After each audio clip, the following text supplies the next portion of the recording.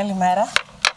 Εκ μέρους του Υπουργού Μεταφορών, Επικοινωνιών και Έργων, είναι με ιδιαίτερη χαρά να σας καλωσορίσω σήμερα στην τελική παρουσίαση του Εθνικού Στρατηγικού Σχεδίου Χερσαίων Μεταφορών Κύπρου. Η εκπόνηση του Εθνικού Στρατηγικού Σχεδίου Χερσαίων Μεταφορών ανατέθηκε στις 3 Πέμπτου του 2022 μετά από διαγωνισμό στην κοινοπραξία Consortium Mobility in Chain SRL και ALA Planning Partnership και PricewaterhouseCoopers Business Services SRL με κόστος 176 περίπου χιλιάδων ευρώ. Αναμένεται να ολοκληρωθεί και να παραδοθεί στο Υπουργείο τον προσεχή Σεπτέμβριο. Την τελευταία δεκαετία, το Υπουργείο Μεταφορών αναγνώρισε την ανάγκη αναβάθμισης και επαναπροσδιορισμού της στρατηγικής του για τις μεταφορές, ιδιαίτερα και εμφαντικά κάτω από το πρίσμα των δεσμεύσεών μας για την Ευρωπαϊκή Πράσινη Συμφωνία και του Fit for 55. Επιπλέον, η στρατηγική αποτελεί προαπαιτούμενο για τη δημοκρατία για οποιαδήποτε αίτησή της προς την Ευρωπαϊκή Ένωση για χρηματοδότηση στον τομέα των μεταφορών. Το Εθνικό Στρατηγικό Σχέδιο συγχρηματοδοτείται από το Ταμείο Συνοχής της Ευρωπαϊκής Ένωσης κατά 85% μέσω του επιχειρησιακού προγράμματος Ανταγωνιστικότητα και Αφόρος Ανάπτυξη και κατά 15% από εθνικούς πόρους. Ταυτόχρονα, η στρατηγική θα συμβάλλει στην ισόρροπη περιφερειακή ανάπτυξη και αποδοτικότητα του τομέα των μεταφορών, στο μετριασμό της κλιματικής αλλαγής και της ενεργειακής κρίσης και στη βιώσιμη εξέλιξη στο συγκεκριμένο τομέα της χώρας μας. Η συνδεσιμότητα των μεταφορών θα ενισχυθεί περιλαμβάνοντας τη σύνδεση όλων των αστικών περιοχών και την καλύτερη πρόσβαση σε απομακρυσμένες και επαρχιακές περιοχές του νησιού μέσω σύγχρονων μεταφορικών μέσων όπως είναι τα ηλεκτρικά λεωφορεία, καθιστώντας τον τομέα των χερσαίων μεταφορών περιβαλλοντικά και ενεργειακά βιώσιμο. Κύριος στόχος του Εθνικού Στρατηγικού Σχεδίου είναι η ανάπτυξη μιας ολοκληρωμένης στρατηγικής και του αντίστοιχου σχεδίου δράσης για τη στήριξη της μελλοντικής ανάπτυξης στον τομέα των μεταφορών. Θα συνδράμει στη βιώσιμη αναπτυξιακή στρατηγική για τα επόμενα 20 χρόνια και θα υποστηρίξει την οικονομική ανάπτυξη της Κύπρου. Επιπλέον θα καθορίσει τις κύριες δράσεις όπως η βελτίωση των δημόσιων υπεραστικών μεταφορών, τα ευφυή συστήματα μεταφορών, ο εξηλεκτρισμός του στόλου, η προώθηση της μικροκινητικότητας στις επαρχιακές περιοχές, η παροχή οικονομικών κινήτρων για βιώσιμη κινητικότητα και ολοκλήρωση του οδικού δικτύου, εξάλειψη των σημείων αυξημένης κίνησης, ενίσχυση της οδικής ασφάλειας, που πιθανόν να ενισχυθούν από την Ευρωπαϊκή Ένωση και την Ευρωπαϊκή Τράπεζα Επενδύσεων. Επομένως, απαιτείται η ανάπτυξη μιας συμπαγούς και τεχνικά άρτιας στρατηγικής, η οποία επιδιώκει να ευθυγραμμίσει τον τομέα μεταφορών με τις απαιτήσεις του Εθνικού Σχεδίου για την Ενέργεια και το Κλίμα, συμβάλλοντας έτσι στην ισόρροπη περιφερειακή ανάπτυξη και αποδοτικότητα, στο μετριασμό της κλιματικής αλλαγής και κατάλληλη μετάβαση στην πράσινη μετάβαση στον τομέα των μεταφορών. Το Υπουργείο Μεταφορών αντιλαμβάνεται την ευκαιρία για υιοθέτηση πολιτικών και μέτρων για μείωση των περιβαλλοντικών επιπτώσεων στις μεταφορές, την ενεργειακή αναβάθμιση του τομέα και την αύξηση της ανταγωνιστικότητας εντός και εκτός νησιού. Το σχέδιο θα καλύψει τόσο τις επιβατικές όσο και τις εμπορικές, υπεραστικές, χερσαίες μεταφορές, τις υπεραστικές δημόσιες συγκοινωνίες, καθώς και άλλα θέματα που μας επηρεάζουν στις μεταφορές και αφορούν άλλους τομείς της οικονομίας.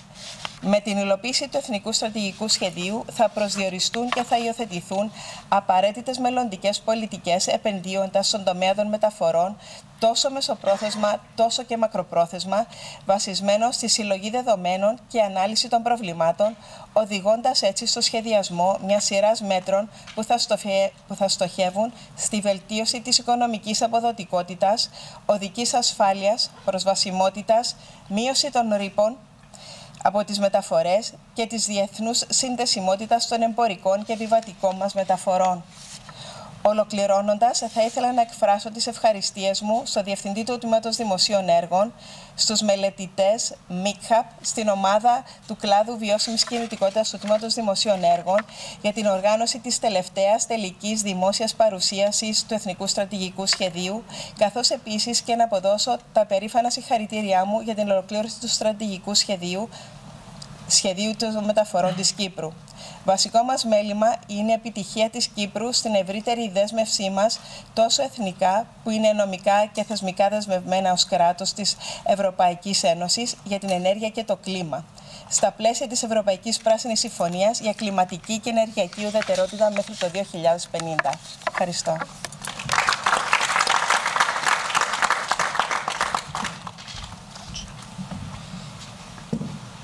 Καλημέρα και από μένα. Ευχαριστώ, Εύη. Να συστήσω την ομάδα. Είναι μαζί μας ο team leader του έργου Μάρκο Μπιανκόνη, εκ μέρους της MICHAP και εκ μέρους της ALA, ο Αχιλλέας Καλοπέδης και η Μαρία Νικολάου. Σήμερα η παρουσίαση ουσιαστικά επικεντρώνεται στους επιχειρησιακούς στόχους και τα μέτρα που είναι υπομελέτη για την τελειοποίηση, ουσιαστικά για να κλείσουμε το σχέδιο της στρατηγικής των μεταφορών και να προχωρήσουμε στο σχέδιο δράσης. Τα στάδια της μελέτης ξεκινήσαμε από την έναρξη του έργου. Σίγουρα υπήρχε μια περίοδος συλλογής στοιχείων, η οποία πληροφόρησε το εθνικό μοντέλο μεταφορών. Προχωρήσαμε στην ανάλυση προβλημάτων και ευκαιριών, που ήταν και κατά κάποιον τρόπο η παρουσίαση όπου σας αναδείξαμε τα προβλήματα που είχαμε αναλύσει και προχωρήσαμε βασισμένοι στους επιχειρησιακούς στόχους, στη δημιουργία και στον καθορισμό των μέτρων. Είναι σημαντικό να αναφερθεί ότι κατά όλη τη διάρκεια του έργου, όπως βλέπετε, το νούμερο 3 που είναι το κίτρινο τόξο είναι οι διαδικασίες διαβούλευσης. Οπότε, κατά όλη τη διάρκεια του έργου, σε κάθε βήμα γίνονταν συνεχείς διαβουλεύσεις μαζί με την Επιτροπή Παρακολούθησης του έργου, αλλά και με διάφορους ενδιαφερομένους φορείς, που ξεκινώντας το έργο αρχικά ήμασταν σε μεγαλύτερες ομάδες για τον καθορισμό των στόχων και μετά στην ανάπτυξη των μέτρων σε πιο στοχευμένες ομάδες για την βελτίωση και την ολοκλήρωση των μέτρων.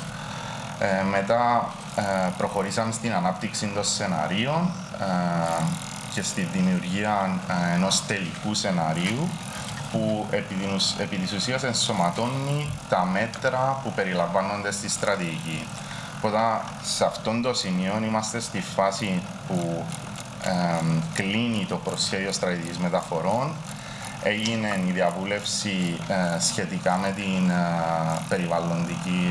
τη μελέτη περιβαλλοντικών επιπτώσεων και προχωρούμε στην τελειοποίηση με το σχέδιο στρατηγικής μεταφορών για να μπορούμε να προχωρήσουμε στο σχέδιο δράσης, που είναι και το τελευταίο μας deliverable.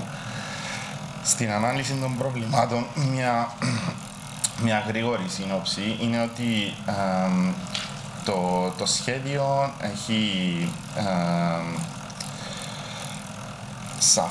καθορίζει ουσιαστικά ένα πλαίσιο με προτεραιότητες σχετικά με λειτουργίες αλλαγές που πρέπει να γίνουν στον τομέα των μεταφορών, για αλλαγές σε σχέση με τις υποδομές, κάποια οργανωτικά μέτρα, ενώ παράλληλα εντοπίζει πού μπορούν να επενδυθούν πιο αποτελεσματικά τα κεφάλαια από ευρωπαϊκές και άλλες χρηματοδοτικές πηγές. Είναι σημαντικό να αναφέρουμε ότι ένα από τα κύρια προβλήματα είναι η εκτεταμένη χρήση ιδιωτικών οχημάτων για κάθε είδους μετακίνηση και να αναφέρουμε ότι το Υπουργείο Μεταφορών κάνει συνεχείς προσπάθειες για την απαλλαγή του τομέα από τους ρήπους και την προώθηση της βιώσιμης κινητικότητας. Όπως βλέπετε στο διάγραμμα, παρουσιάζουμε ότι κάποια από τα προβλήματα συν κάποιες από τις λύσεις που πιστεύουμε ότι πρέπει να συμπεριλαμβάνονται στη στρατηγική, όπως την προώθηση ενός πολυτροπικού συστήματος, την επένδυση στη βιώσιμη κινητικότητα, αλλά και τη μείωση των εκπομπών από τις χερσαίες μεταφορές για την επίτευξη των εθνικών στόχων, όπως τη μείωση 32% των εκπομπών. Επίσης, αναφέρουμε ότι το 29% της τελικής κατανάλωσης των μεταφορών προέρχεται από ανανεώσιμες πηγές ενέργειας και από βιοκαύσιμα. Πρέπει να φτάσουμε σε αυτά τα επίπεδα μέχρι το 2030. Η ιεράρχηση του οδικού δικτύου που βλέπετε στο χάρτη στα δεξιά είναι πολύ σημαντικό για να καταλάβετε ότι το σχέδιο των χερσαίων μεταφορών, γιατί αναφερόμαστε μόνο στις μεταφορές που γίνονται εντός του νησιού, άρα δεν αναφερόμαστε σε μεταφορές που έχουν να κάνουν σχέση με τα λιμάνια ή αεροπορικές μεταφορές. Βλέπετε ότι το δίκτυο της Κύπρου είναι 13.000 χιλιόμετρα, που ανακεφαλήν είναι αρκετά, ας πούμε, διάσπαρτος σε όλες τις περιοχές της Κύπρου και καλύπτει το μεγαλύτερο μέρος των πόλεων αλλά και της υπαίθρου. Έναν άλλο σημαντικό θέμα είναι η τάση μηχανοκίνησης του πληθυσμού. Η Κύπρος έχει ένα από τα υψηλότερα ποσοστά μηχανοκίνησης με 655 ιδιωτικά οχήματα ανά 1.000 κατοίκους, που σε σύγκριση με τον ευρωπαϊκό μέσον όρο που είναι τα 567, όπως βλέπετε, είμαστε αρκετά ψηλά. Αυτά τα προβλήματα τα αναφέρουμε για να εξηγήσουμε το ότι ένα σύστημα μεταφορών δεν αποτελείται μόνο από τις δημόσιες συγκοινωνίες, τις υποδομές του οδικού δικτύου, αλλά συμπεριλαμβάνει και άλλους κλάδους, άλλους τομείς που είτε επηρεάζουν άμεσα ή έμμεσα τις μεταφορές, όπως τα ευφυή συστήματα, ο εφοδιασμός, κατά κάποιον τρόπο κάποιες κοινωνικονομικές τάσεις ή κάποια πρότυπα κινητικότητας, όπως γνωρίζετε φυσικά όλοι εδώ, ότι είμαστε και ένα νησί, οπότε είμαστε ένας τουριστικός προορισμός, άρα και αυτόν επηρεάζει τον τρόπο που πρέπει να σκεφτόμαστε τις μεταφορές.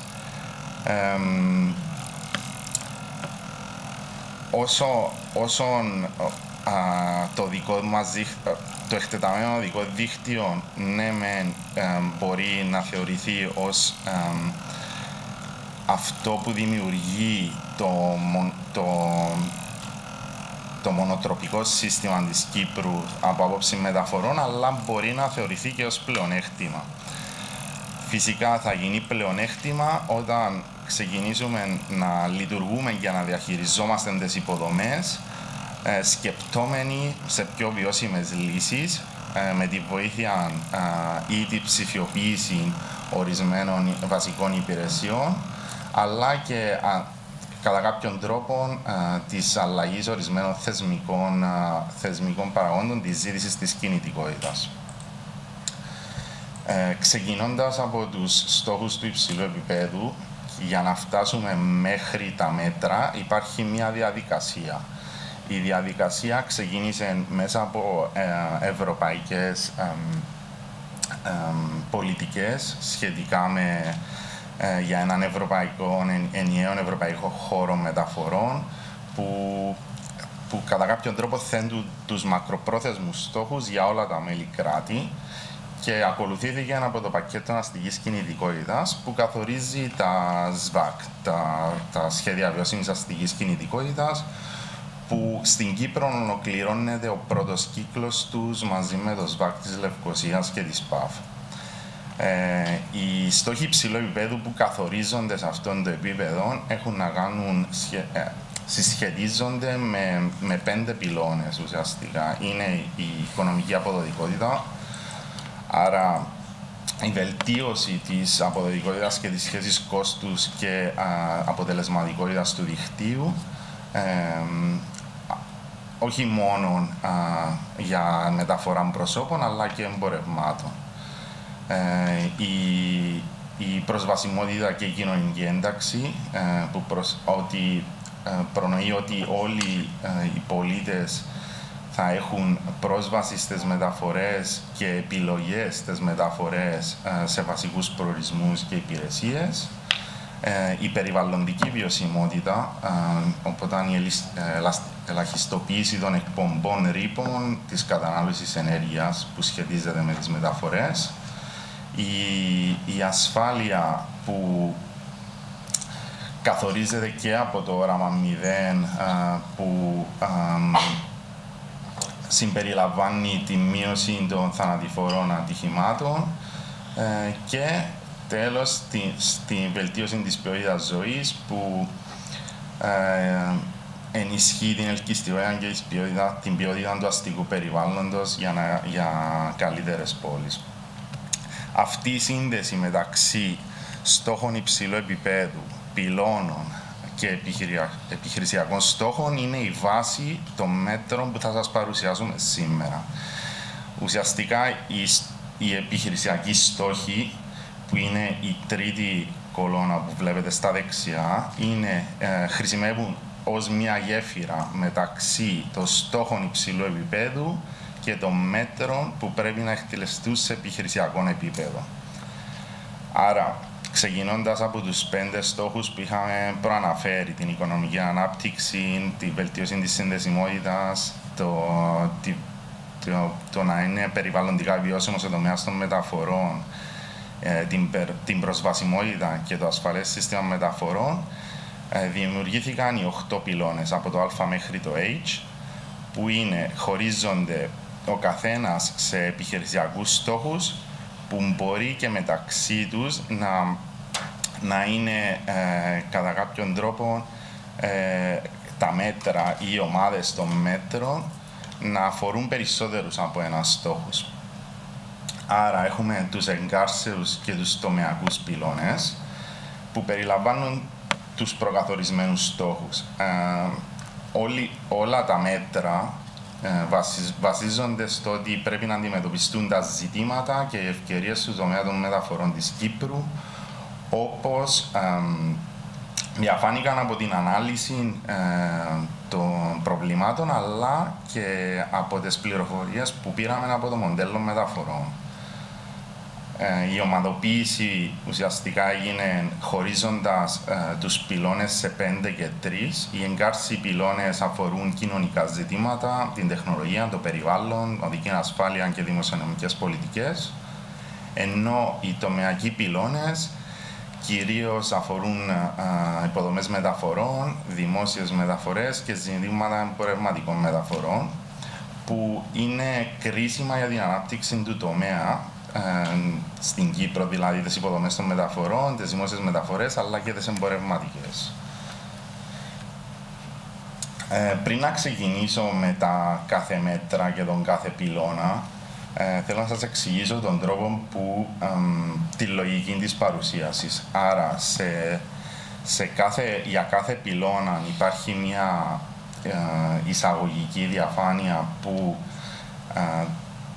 εξηγεί τους επιχειρησιακούς στόχους που περιλαμβάνονται στον πυλώνα, μαζί με τα μέτρα που προτείνονται και το τι είναι ο στόχος και που δίνει έμφαση ο κάθε πυλώνας. Άρα, ξεκινώντας από τον πρώτο πυλώνα με αναφερόμενοι στην κοινωνικά υπεύθυνη κινητικότητα, αναφερόμαστε στην πρόθεση της κοινωνικής ισότητας. Μεγάλη έμφαση στην ευημερία, την ισότητα και την ποιότητα ζωής των κοινοτήτων και των ατόμων για τη δημιουργία ίσων περιβάλλοντων που ανταποκρίνονται στις κοινωνικές ανάγκες και οικονομικές ανάγκες της κάθε περιοχής, αλλά και την προώθηση ανθεκτικών κοινοτήτων, ενεργών και ανθεκτικών κοινοτήτων. Ουσιαστικά αυτό θα βοηθήσει ώστε να ελαχιστοποιήσουμε τις αρνητικές επιπτώσεις και να προωθήσουμε την κοινωνική ισότητα. Ο κάθε πυλώνας παρουσιάζει οι επιχειρησιακοί στόχοι του κάθε πυλώνα παρουσιάζονται ξεχωριστά. Όταν βλέπετε, ο πυλώνας είναι ο α, η κοινωνικά υπεύθυνη κινητικότητα, ο επιχειρησιακός στόχος είναι ο α1 και το μέτρο είναι το α11. Άρα, σε κάθε διαφάνεια παρουσιάζουμε και τους αρμόδιους φορείς, αλλά και τους εμπλεκόμενους φορείς που θεωρούμε ότι πρέπει να λαμβάνουν μέρος σε κάθε μέτρο για την εφαρμογή του κάθε μέτρου και κάποια κύρια ζητήματα ή κύρια σημεία που θεωρούμε ότι είναι ενδιαφέρον να αναφερθούν. Σχετικά με την επαναξιολόγηση ρόλων και ευθυνών στον προγραμματισμό και το σχεδιασμό των χερσαίων μεταφορών, γενικά είναι μια κοινή πρακτική να γίνεται μια αναδιοργάνωση και αναδιάρθρωση των τμήματων ανάλογα με τις μεταβαλλόμενες συνθήκες. Το συγκεκριμένο ζήτημα είναι ακόμα πιο αναγκαίο, ειδικά για τις μεταφορές, με τον τρόπο που εξελίσσονται οι μεταφορές τα τελευταία χρόνια. Άρα, η αυξημένη ανάγκη και η ζήτηση για βελτίωση των μεταφορών, τη διαχείριση των δεδομένων και το πώς τις τελευταίες δεκαετίες αλλάξαν οι συνήθειες των χρηστών και οι προτιμήσεις των καταναλωτών, αλλά και πώς μπορούμε να φτάσουμε στους στόχους που θέσαμε σαν κράτος σε σχέση με την Ευρωπαϊκή Ένωση και σε στόχους που σχετίζονται με τις κλιματικές επιπτώσεις. Το Υπουργείο έχει τις ανάλογες μονάδες σύμφωνα με την κάθε αρμοδιότητα του κάθε τμήματος, αλλά για συγκεκριμένα ζητήματα, όπως λόγω του αυξημένου όγκου δεδομένων, π.χ. στη διαχείριση των FPE συστημάτων μεταφορών, χρειαζόμαστε για παράδειγμα ένα κατάλληλος επανδρωμένο Εθνικό Κέντρο Ελέγχου Μεταφορών.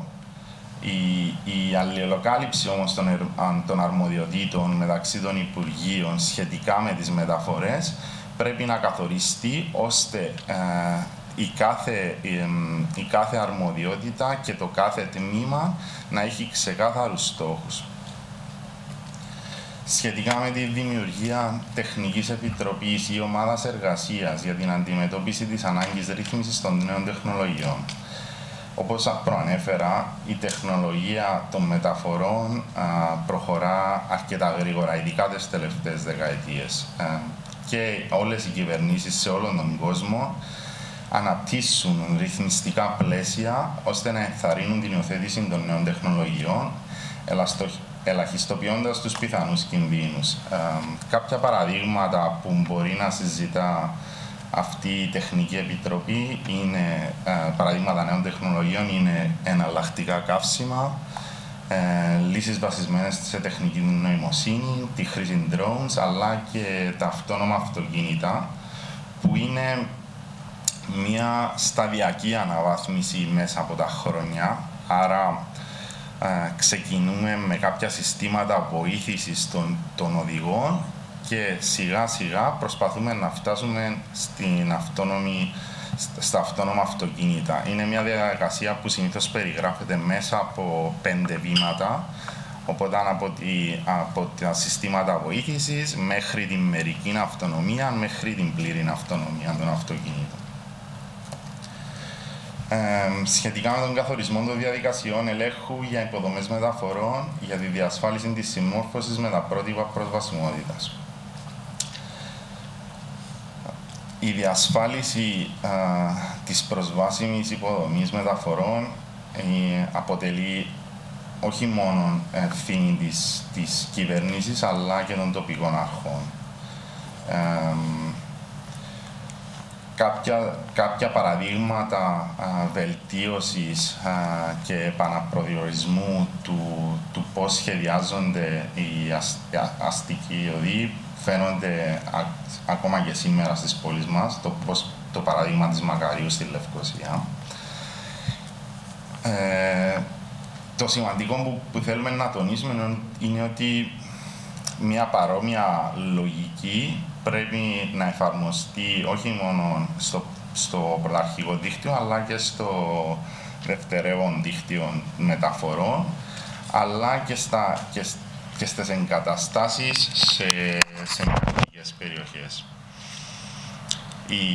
Αυτή η διαδικασία είναι βασισμένη στους υφιστάμενους κανονισμούς, όπως η προσβασιμότητα και η ασφάλεια στη χρήση, και πολλά από τα θέματα σχετίζονται με την προσβασιμότητα των χρηστών στις δημόσιες συγκοινωνίες.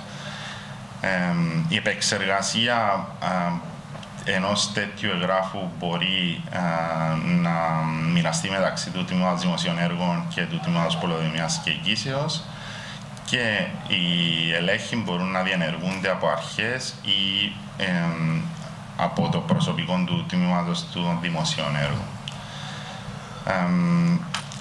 Στο αστικό περιβάλλον μπορεί να χρησιμοποιηθεί για την εφαρμογή συγκεκριμένων βελτιωτικών έργων, ενώ στην ύπαιθρο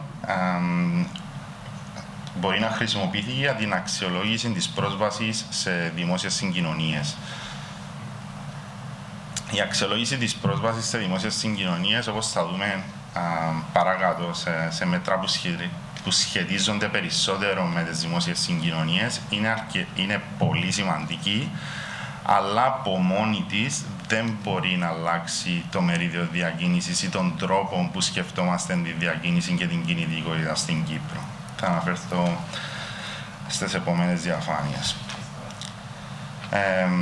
Σχετικά με την εξασφάλιση προσβασιμότητας σε ευάλωτες ομάδες, προτείνουμε τη δημιουργία βραβείου για την καλύτερη επιχειρηματική πρωτοβουλία ή τις βέλτιστες πρακτικές σε εταιρείες μεταφορών. Ουσιαστικά προτείνουμε ένα Land Transport Excellency Award, που ο στόχος του θα είναι να δίνει την ορατότητα στις εταιρείες, αλλά και σε οποιαδήποτε ομάδα ατόμων που προωθεί την ισότητα στον τομέα των μεταφορών, χωρίς αποκλεισμούς, που βελτιστοποιεί βασικά την υφιστάμενη κατάσταση.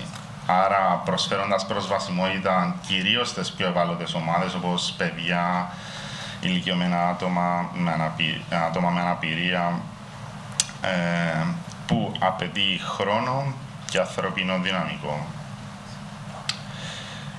Οι επιχειρησιακές ευθύνες, γιατί η συγκεκριμένη πρωτοβουλία και η υλοποίηση της χρειάζεται το απαραίτητο δυναμικό για να πραγματοποιηθεί, προτείνεται όπως μπορούν να χρησιμοποιήσουμε ομάδες ή επιστημονικά επιμελητήρια όπως το ΕΤΕΚ ή οποιοδήποτε άλλον ενδιαφερόμενο ίδρυμα ή φορέα.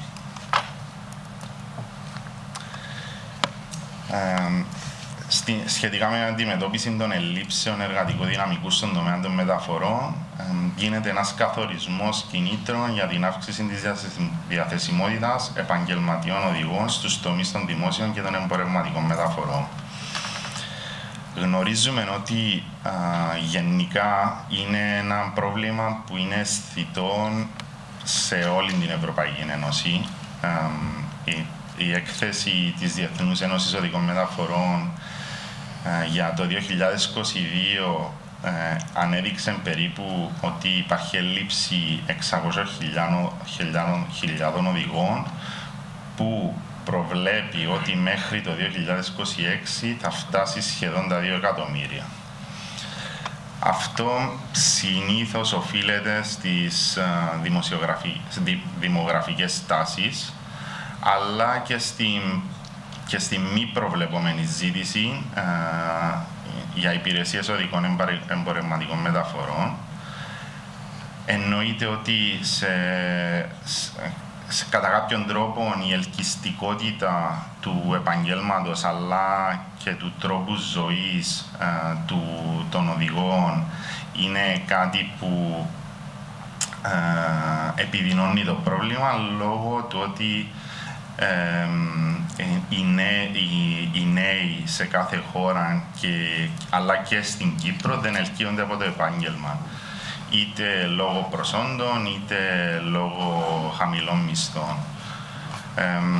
Έναν άλλο πρόβλημα που έχουμε στην Κύπρο είναι σχετικά με το κατώτατο όριο ηλικίας. Άρα αναφερόμαστε στο ότι είναι για άτομα άνω των 21 ετών που δικαιούνται την άδεια οδήγησης φορτηγού, ενώ όσοι είναι 24 ετών και πάνω δικαιούνται την άδεια οδήγησης λεωφορείου. Επίσης, για τους οδηγούς λεωφορείου υπάρχει και το πρόβλημα της γλώσσας, καθώς οι εξετάσεις γίνονται στα ελληνικά, που είναι και σωστό, γιατί πρέπει να γνωρίζουν τη γλώσσα της χώρας. Ενσωμάτωση πολιτικών χρήσης γης και κινητικότητας. Το μέτρο Α4.1 αξιολόγηση των επιτυχιών και των μειονεκτημάτων των υφιστάμενων ΣΒΑΚ. Όπως προείπα, η ανάγκη για βιώσιμες και ολοκληρωμένες διαδικασίες σχεδιασμού έχει αναγνωριστεί από την Ευρωπαϊκή Ένωση από το 2013. Υπάρχουν αναβαθμίσεις του πακέτου αστικής κινητικότητας του 2013, όπως προωθήθηκε από τις οδηγίες ΕΛΤΙΣ, και η Κύπρος σε αυτήν τη στιγμή βρισκόμαστε στην ολοκλήρωση του πρώτου κύκλου των ΣΒΑΚ.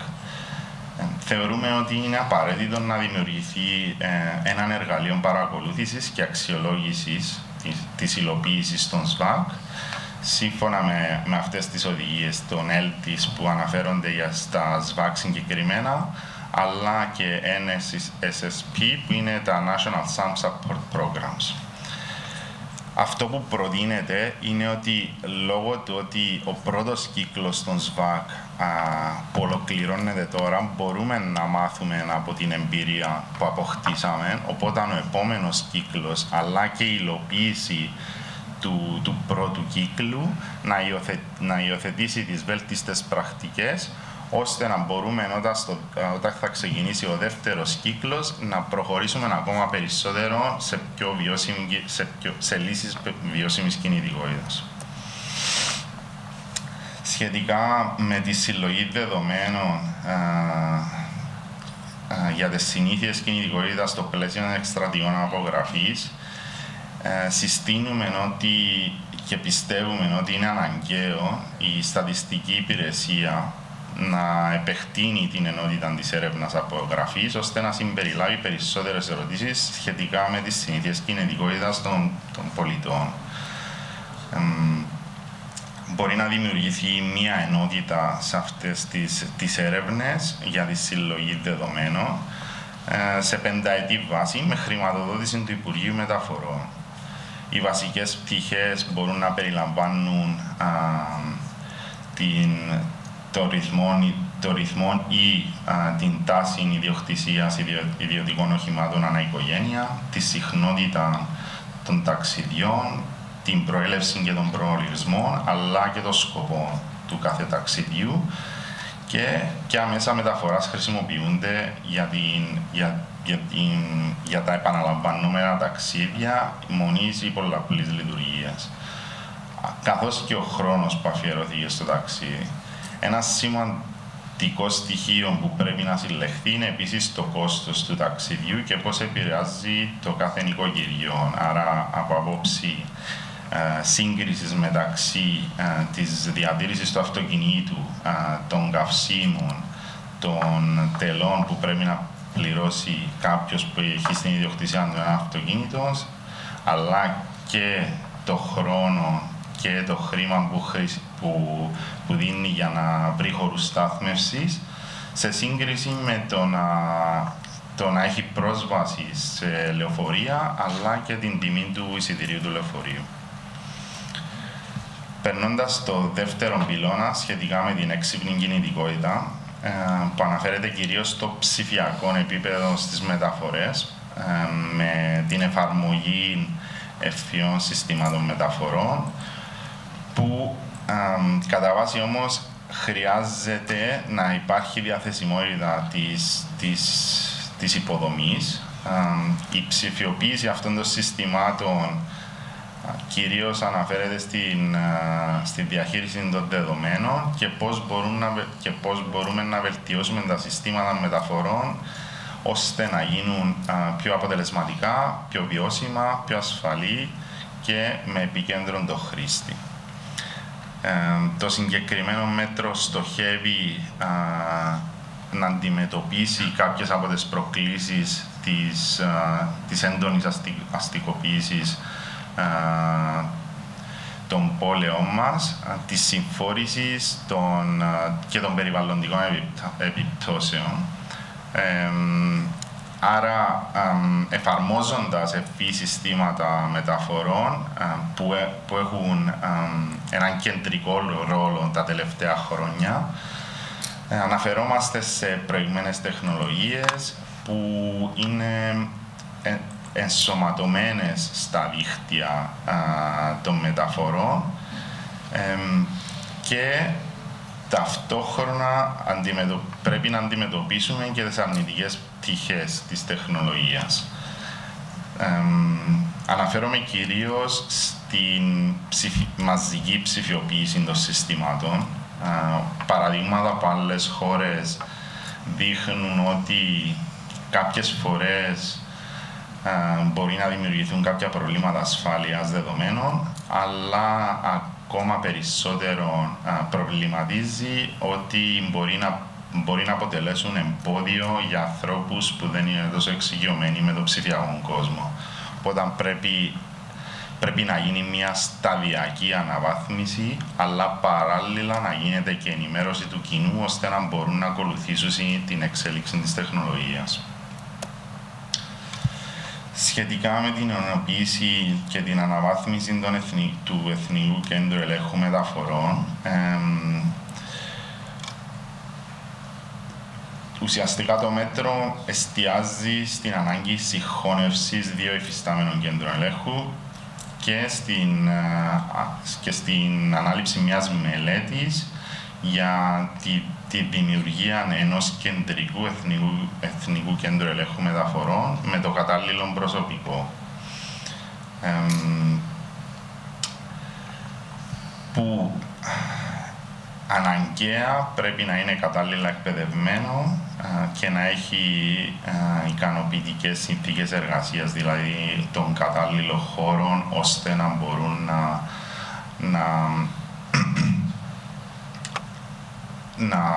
να βοηθήσουν σε θεσμικό επίπεδο μέσω της έξυπνης κινητικότητας.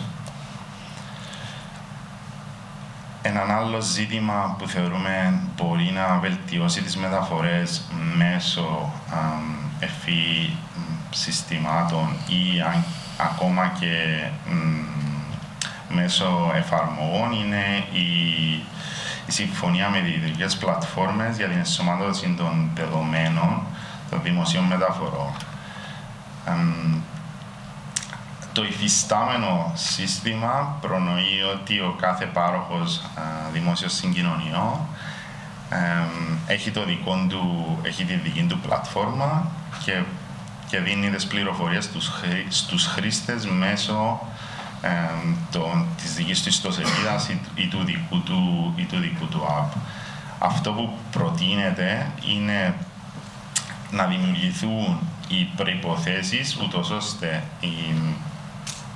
οι πάροχοι των δημόσιων συγκοινωνιών να μοιράζονται μαζί με ιδιωτικές πλατφόρμες, π.χ. Google, Citymapper ή ακόμα και κάποιες που είναι είτε μόνο στην Ευρωπαϊκή Ένωση, π.χ. Movit, είτε σε συγκεκριμένες χώρες που ουσιαστικά διευκολύνει τη χρήση των δημόσιων συγκοινωνιών μεταξύ κυρίως χρηστών που δεν τις χρησιμοποιούν συνήθως. Και επαναλαμβάνω, είμαστε ένα νησί που έχει αρκετά ψηλών τουρισμό, οπότε μπορείτε να φανταστείτε ότι για τους χρήστες που έχουν ήδη στα τηλέφωνα τους τα προγράμματα όπως Google, μπορεί να τους βοηθήσει να προχωρήσουν ή να κινηθούν στο νησί χωρίς να χρειάζεται να χρησιμοποιήσουν ή να κατεβάσουν κάποιο άλλο πρόγραμμα. Αυτό είναι υποχρεωτικό. Θεωρούμε ότι πρέπει να γίνει αρχικά μέσω των συμφωνιών άδειας χρήσης και μετά τα στατιστικά δεδομένα πρέπει να μοιράζονται σε πραγματικό χρόνο ή ακόμα και να προωθηθούν αργότερα στις πλατφόρμες. Βελτίωση της επιβολής των κανόνων κυκλοφορίας μέσω της χρήσης τεχνολογίας, επιβολή κυκλοφοριακών ρυθμίσεων με τη χρήση κλειστού κυκλώματος τηλεόρασης. Αναφερόμαστε κυρίως στις κάμερες ή ακόμα και σε κάποια εξελιγμένη μορφή video analytics, συστήματων παρακολούθησης κυκλοφορίας, αισθητήρες που προσδιορίζουν την ταχύτητα των οχημάτων ή ακόμα και συστήματα αναγνώρισης των πινακίδων κυκλοφορίας σε σχέση είτε με ζώνες χαμηλών ρήπων είτε με τη στάθμευση. Και προχωρούμε στον πυλώνα κινητικότητα φιλική προς το περιβάλλον. Το περιβαλλοντικό πλαίσιο τα τελευταία χρόνια διαδραματίζει κρίσιμο ρόλο στις πολιτικές και στις υποδομές των μεταφορών.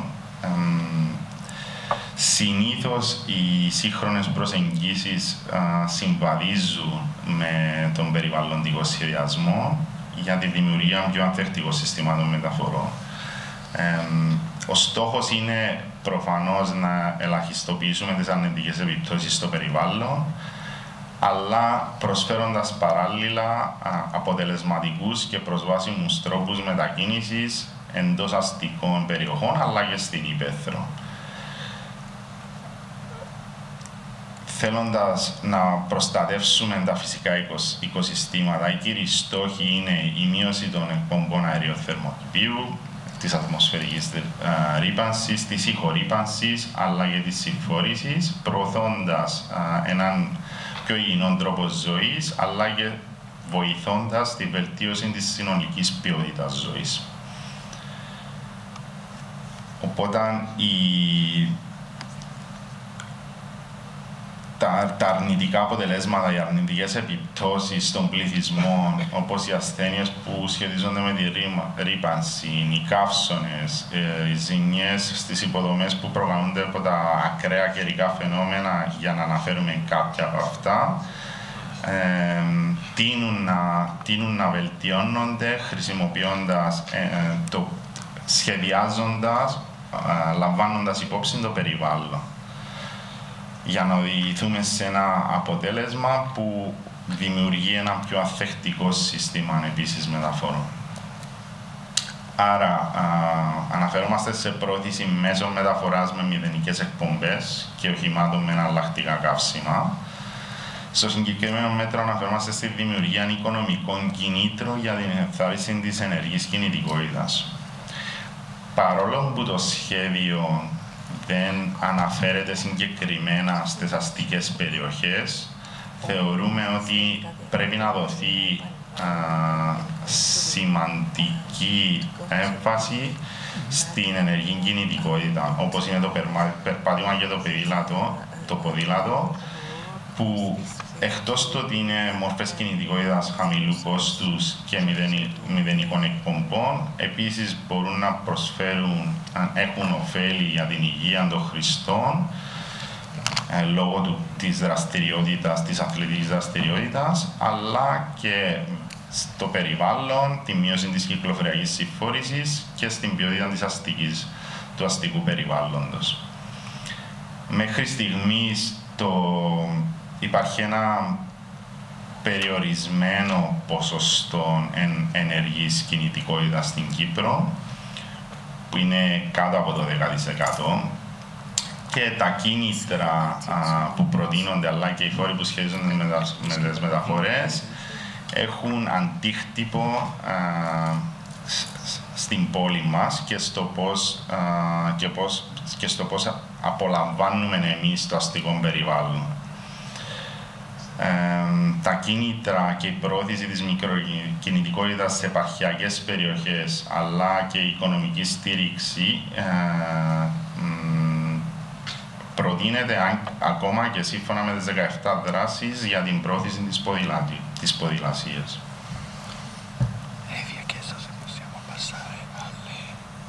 Politiche e saltare questa parte con la CLD perché sono roba urbana che viene coperta nel SUP, magari annuncialo.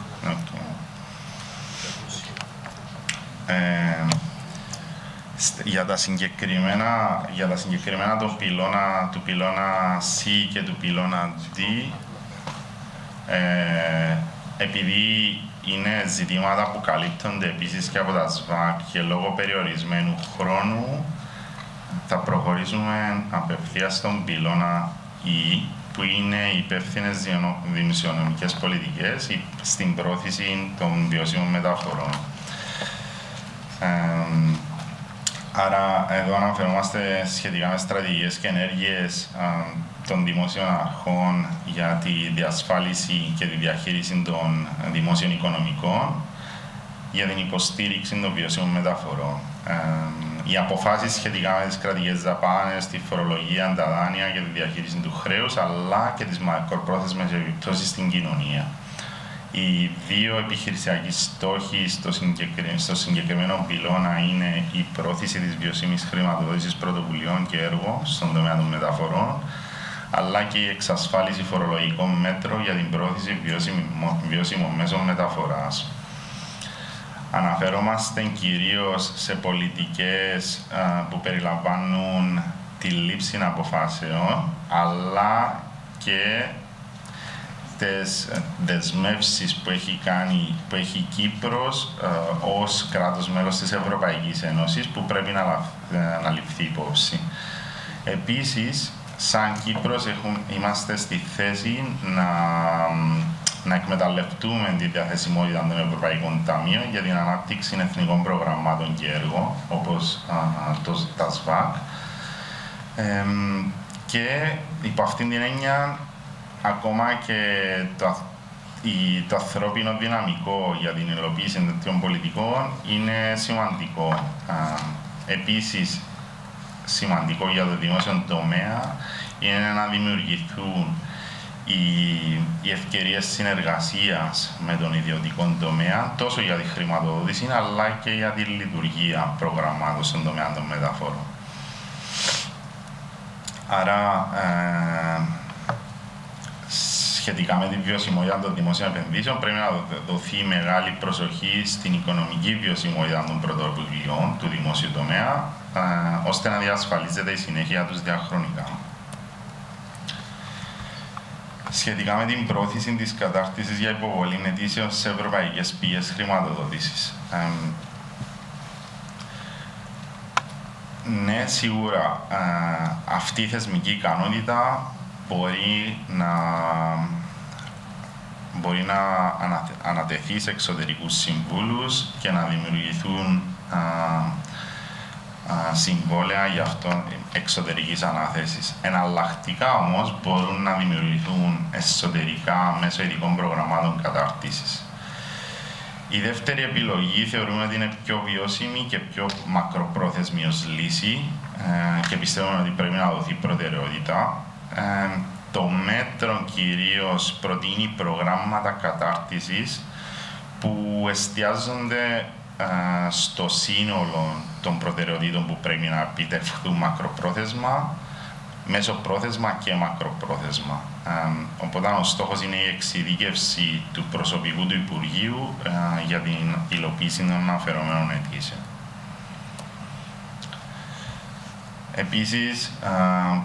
Προτείνεται η δημιουργία ηλεκτρονικής βάσης δεδομένων των έργων που σχετίζονται με τις μεταφορές. Το συγκεκριμένο μέτρο αναφέρεται κυρίως στην πλατφόρμα γνώσης που ήδη υπάρχει και που είναι ένα ολοκληρωμένο σύστημα πληροφοριών που συλλέγει, αποθηκεύει και αναλύει τα δεδομένα που σχετίζονται με το οδικό δίκτυο. Αυτό που προτείνεται είναι να προσθεθεί έναν επιπλέον επίπεδο πληροφοριών σχετικά με τα παλαιότερα αλλά και τα υφιστάμενα χρηματοδοτούμενα έργα. Η πλατφόρμα θεωρούμε ότι πρέπει να είναι δημόσια προσβάσιμη αλλά και εύκολη στη χρήση, ώστε η εισαγωγή αλλά και από το προσωπικό των διαφόρων τμήματων της κυβέρνησης αλλά και των συμβούλων να έχουν εύκολη πρόσβαση είτε για πρόταση είτε για πραγματοποίηση ενός έργου.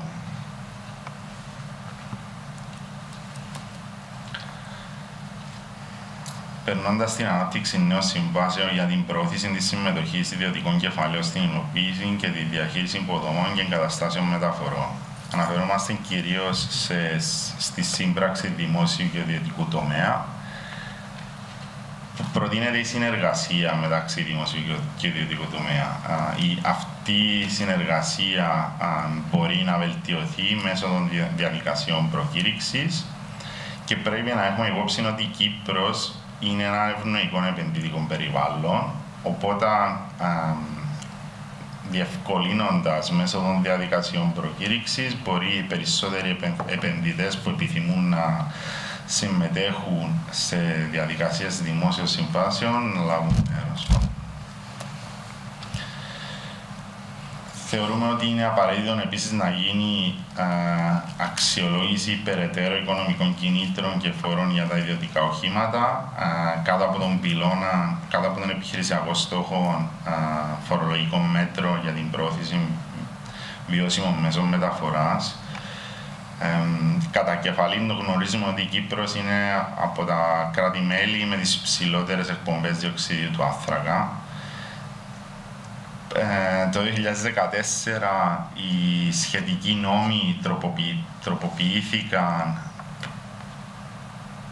θέτοντας σε ισχύ ένα νέο σύστημα φορολογίας το οποίο προνοούσε ότι τα ηλεκτρικά οχήματα πληρώνουν μηδενικά τέλη κυκλοφορίας. Το 2019 έγινε μια αναβάθμιση με νέα νομοθετικά στοιχεία που δημιουργούσαν προσάυξηση για τα αυτοκίνητα με παλαιότερες τεχνολογίες, με καινούργιες τεχνολογίες, ακολουθώντας πάντα τις συστάσεις της Ευρωπαϊκής Ένωσης για την άρση των εμποδίων σχετικά με την κλιματική ουδετερότητα. Η κυβέρνηση εφαρμόζει ήδη μια σειρά από πρόσθετες ενέργειες, μεταξύ των οποίων είναι και η πράσινη φορολογική μεταρρύθμιση, που επικεντρώνεται στη διαχείριση των αποβλήτων, στους υδάτινους πόρους και την κλιματική αλλαγή, ατμοσφαιρική ρήπανση. Επίσης, αρκετά από τα μέτρα που περιλαμβάνονται στον πρώτο κύκλο του ΣΒΑΚ αναφέρονται σε ζώνες χαμηλών ρήπων στα κέντρα των πόλεων. Αυτή η εφαρμογή συστημάτων χρεώσεων βάσει ζωνών περιορισμένης κυκλοφορίας ουσιαστικά περιορίζει τη χρήση του αυτοκινήτου στο αστικό κέντρο. Αυτό έχει τα αποτελέσματα που προαναφέραμε σχετικά με τη βελτίωση της ποιότητας του αέρα, με τη βελτίωση του αστικού περιβάλλοντος, που συνοψίζοντας όλα βελτιώνουν την ποιότητα ζωής των κατοίκων. Οι κανονισμοί που καθορίζουν αυτές τις ζώνες πρέπει να μελετηθούν, γιατί χρειάζεται το σύστημα καταγραφής να είναι ξεκάθαρο και να είναι προκαθορισμένο και να ισχύει βασικά σε έναν εθνικό επίπεδο πριν να προχωρήσουμε σε κάθε αστικό κέντρο και παραδείγματα μπορούμε να πάρουμε ήδη από τα ΣΒΑΚ που έχουν εκπονηθεί σε Λεμεσό, Λάρνακα και Αμόχωστο, αλλά και αυτά που εκπονούνται τώρα. Σχετικά με τον επιχειρησιακό στόχο Ε2, η εξασφάλιση φορολογικών μέτρων για την πρόθεση βιώσιμων μέσων μεταφοράς, δημοσιονομική μετάβαση από τη φορολογία των καυσίμων στις χρεώσεις ηλεκτρικής ενέργειας. Ουσιαστικά γίνεται μια ενθάρρυνση της χρήσης των εναλλακτικών καυσίμων. Προτείνεται η χρηματοδότηση για βιώσιμες υποδομές μεταφορών με στόχο τη μείωση της ατμοσφαιρικής ρύπανσης και την πρόθεση της ενεργειακής απόδοσης. Οι χρεώσεις ηλεκτρικής ενέργειας, φυσικά αναφερόμαστε σε αυτοκίνητα με ηλεκτροκίνηση που αυξάνονται με ταχύ ρυθμό και γενικά οι πράσινες μεταφορές χωρίς ρύπανση με εξοικονόμηση ενέργειας. Ορισμένες στρατηγικές σχετικά με αυτή τη δημοσιονομική μετάβαση πρέπει να αρχίσουν να μελετώνται, δεδομένου ότι ειδικά σε παγκόσμιο επίπεδο βλέπουμε τη μείωση των εσόδων από τον φόρο κατανάλωσης βενζίνης ή δίζελ, λόγω της μείωσης των πωλήσεων των συγκεκριμένων αυτοκινήτων. Άρα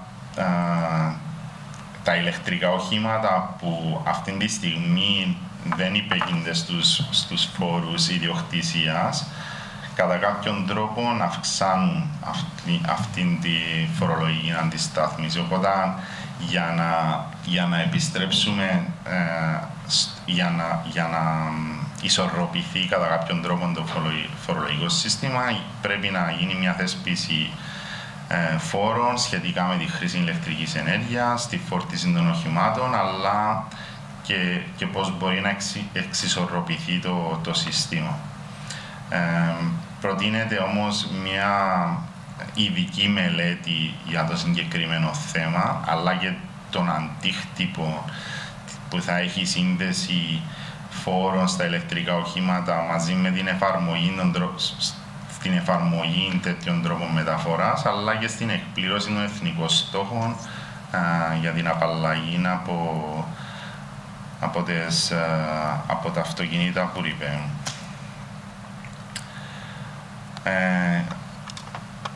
Ο πυλώνας F, συνδεδεμένες υποδομές μεταφορών, αναφέρεται ή προωθεί καλύτερα την πολυτροπική και ολοκληρωμένη κινητικότητα.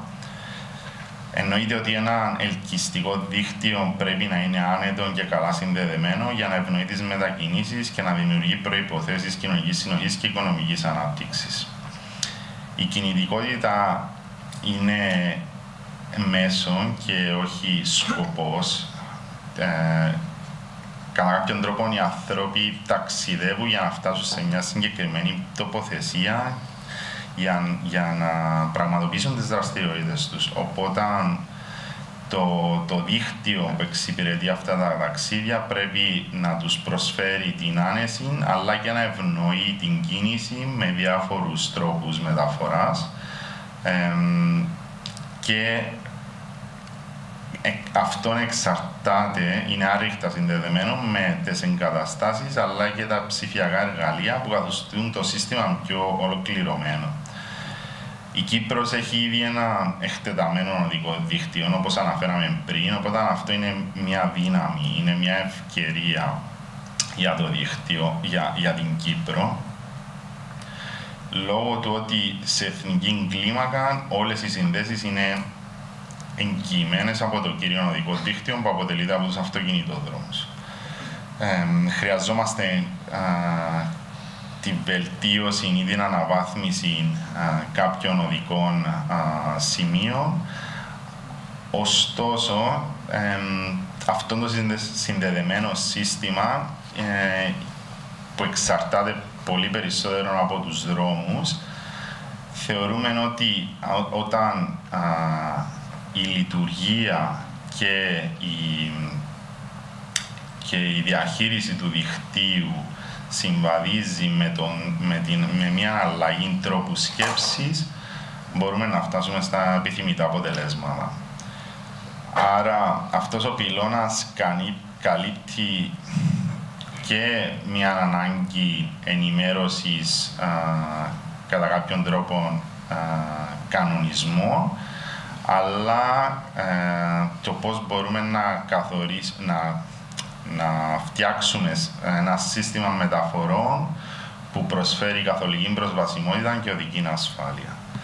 Οι επιχειρησιακοί στόχοι αναφέρονται στην ολοκλήρωση και αναβάθμιση του βασικού εθνικού δικτύου μεταφορών, στην ενίσχυση της πολυτροπικότητας για την αύξηση της αποδοτικότητας του συστήματος μεταφορών, αλλά και τη μεταρρύθμιση των κανονισμών οδικού σχεδιασμού και την ενημέρωση των σχετικών τεχνικών προτύπων.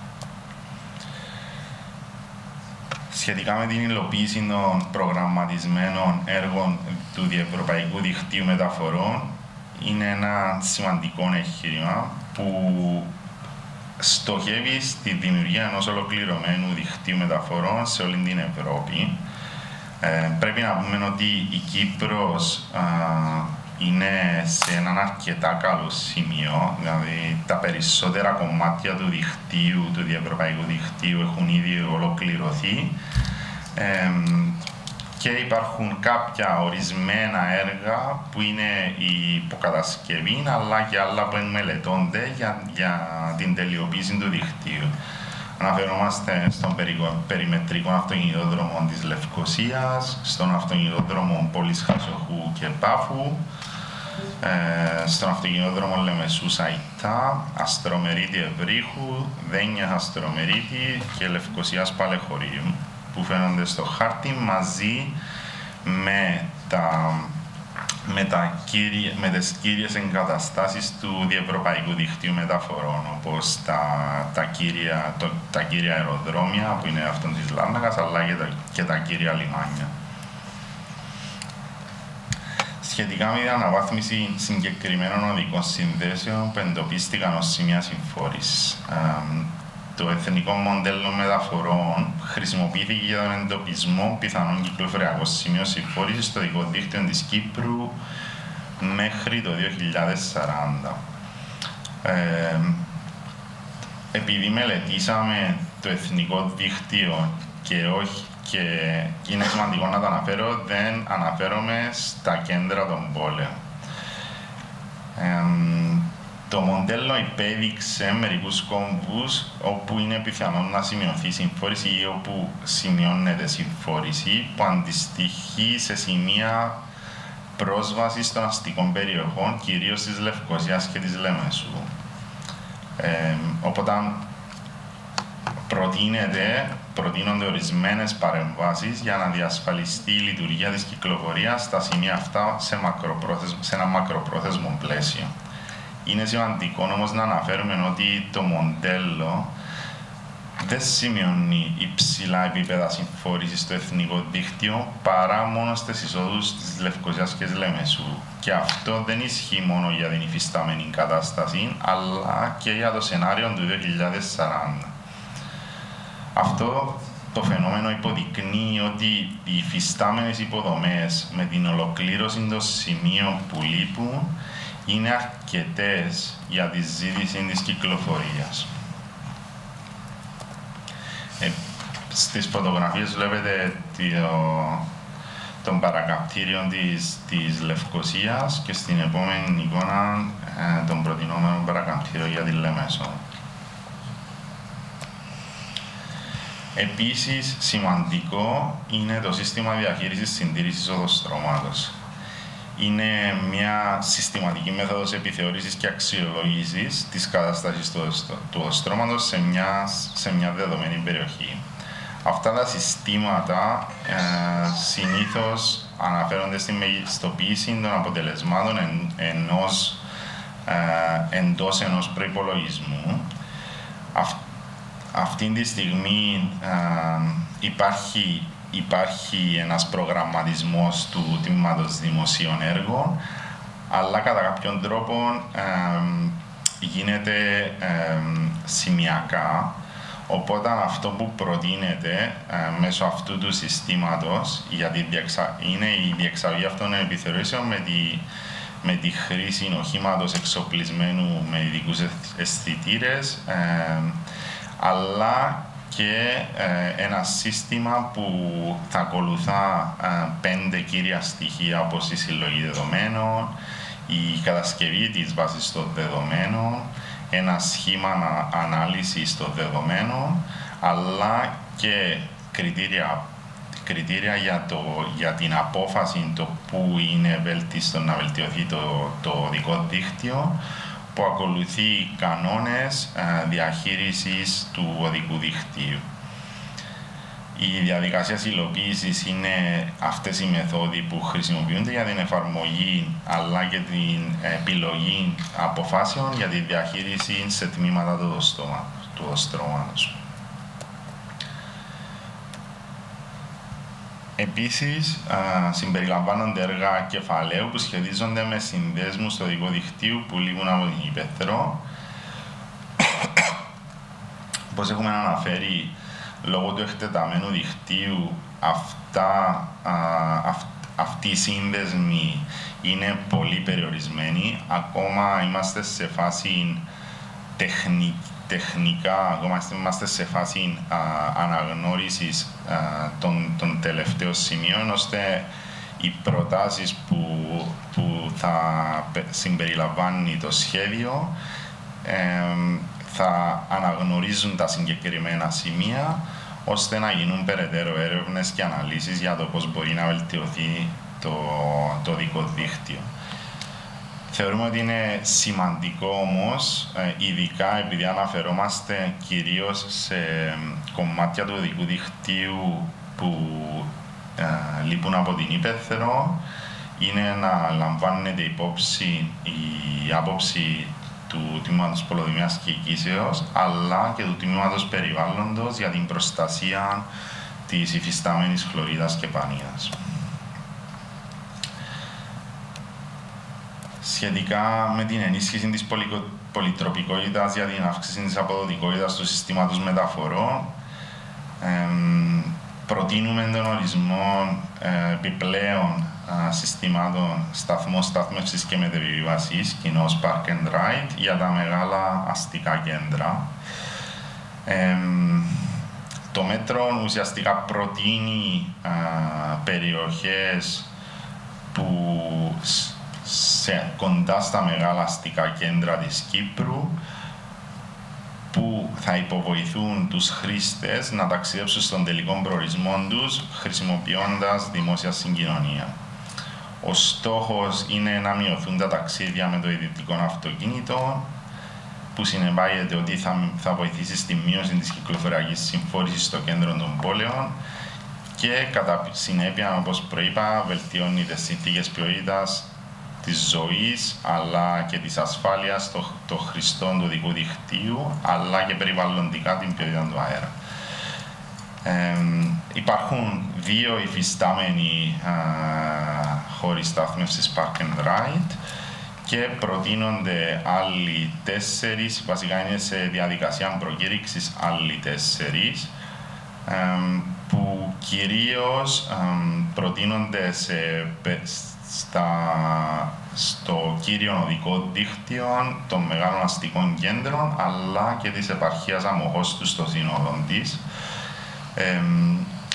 Κάποια από τα κριτήρια για την επιλογή αυτών των χώρων, πέραν από το ότι πρέπει να βρίσκονται κοντά στους αυτοκινητόδρομους, είναι η διαθεσιμότητα της γης, αλλά και να υπάρχει κατάλληλη παροχή υπηρεσιών, είτε δημόσιων συγκοινωνιών, είτε υπεραστικό λεωφορείο, ώστε να δίνεται η κατάλληλη πρόσβαση στα άτομα, στους χρήστες, για να φτάσουν στον τελικό προορισμό τους. Τα υφιστάμενα είναι προφανώς το γασιπί, αλλά και ο σταθμός στην Αλάμπρα, ενώ σε φάση προκήρυξης είναι τα κάτω Πολεμίδια και Αγίος Τείχωνας στη Λεμεσόν, αλλά και στην Αραδίππου και στο Καλό Χωριό στη Λάρνα. Ένα πολύ σημαντικό μέτρο που θεωρούμε είναι απαραίτητο να γίνει είναι η μεταρρύθμιση των κανονισμών του ειδικού δικτύου σχεδιασμού και ενημέρωση των σχετικών τεχνικών προτύπων σαν επιχειρησιακός στόχος. Σαν μέτρον είναι η ενημέρωση των υφιστάμενων προτύπων σχεδιασμού υπεραστικών δρόμων, που δίνει προτεραιότητα στις βιώσιμες μεταφορές αλλά και στην οδική ασφάλεια. Είναι ένα μέτρο που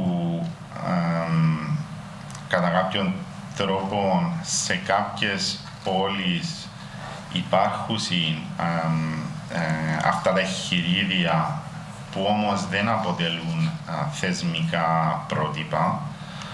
Άρα για την υλοποίηση κάποιων παρεμβάσεων στο δικό δίκτυο χρειάζεται απαραίτητα είτε η έγκριση μέσω των τοπικών αρχών στο τμήμα δημοσίων έργων, είτε άλλων φορέων όπως του τμήματος πολεοδομίας και οικήσεως, είτε της αστυνομίας, που λόγω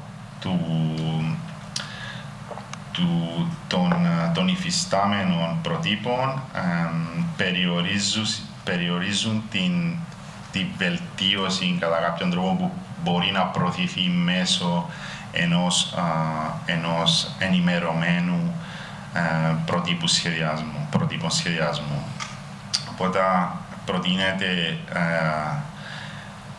η έρευνα αλλά και οι βέλτιστες πρακτικές για την ενοποίηση και την έκδοση νέων προτύπων που θα εφαρμόζονται στις αστικές περιοχές με λεπτομερή σχεδιασμό για τους βιώσιμους τρόπους μεταφοράς, για τη μικροκινητικότητα, για τους πεζούς αλλά και για τις δημόσιες συγκοινωνίες. Η ενημέρωση των προτύπων που πρέπει να πάντα να αναφέρεται στον τρόπο σχεδιασμού αλλά να σχετίζεται και με τη σχεδιάση του κύριου δικτύου, δηλαδή των αυτοκινητοδρόμων αλλά και της σχετικής υποδομής, και να συμπεριλαμβάνουν οδηγίες για κόμβους κινητικότητας και τις υποδομές φόρτισης ηλεκτρικών οχημάτων. Αυτές οι στρατηγικές στοχεύουν στην αντιμετώπιση κατά κάποιον τρόπο των προβλημάτων οδικής ασφάλειας σε ένα δίκτυο, ειδικά στο αστικό περιβάλλον, που είναι σχεδιασμένο με επίκεντρο το αυτοκίνητο και όχι των πεζών ή το χρήστη της μικροκινητικότητας. Ο πυλώνας ελκυστικό σύστημα δημόσιων συγκοινωνιών προωθεί έναν ίσως σύστημα δημόσιων συγκοινωνιών για όλους. Αυτό το σύστημα πρέπει να είναι σχεδιασμένο για να ανταποκρίνεται στις ανάγκες και τις προτιμήσεις όλων των χρηστών. Πρέπει να είναι βιώσιμο, πρέπει να είναι δίκαιο και οι στόχοι και τα μέτρα πάντα καθορίζονται με βάση τη βελτίωση των υπηρεσιών των δημόσιων συγκοινωνιών. Η στρατηγική επικεντρώθηκε κυρίως στα υπεραστικά λεωφορεία, αλλά και στο πώς θα γίνει η ενοποίηση της υπαίθρου μαζί με τις αστικές υπηρεσίες. Ένα ελκυστικό σύστημα πρέπει πάντα να ανταποκρίνεται στις ανάγκες των χρηστών.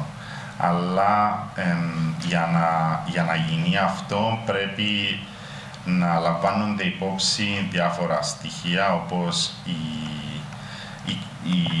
η ευκολία στην προσβασιμότητα, η οικονομική άνεση, η ασφάλεια, αλλά και η περιβαλλοντική βιωσιμότητα. Στην Κύπρο το υφιστάμενο μερίδιο διακίνησης δημόσιων συγκοινωνιών είναι αρκετά χαμηλό, αλλά αυτό εξαρτάται και από το πώς αντιμετωπίζονται τα άλλα μέσα μεταφοράς. Άρα οι επιχειρησιακοί στόχοι κυρίως αναφέρονται στη βελτίωση της ποιότητας των υπηρεσιών, στην ανάπτυξη πολυεπίπεδων λύσεων, αλλά και στην αξιολόγηση εναλλακτικών υπηρεσιών για την υπεραστική σύνδεση των πόλεων.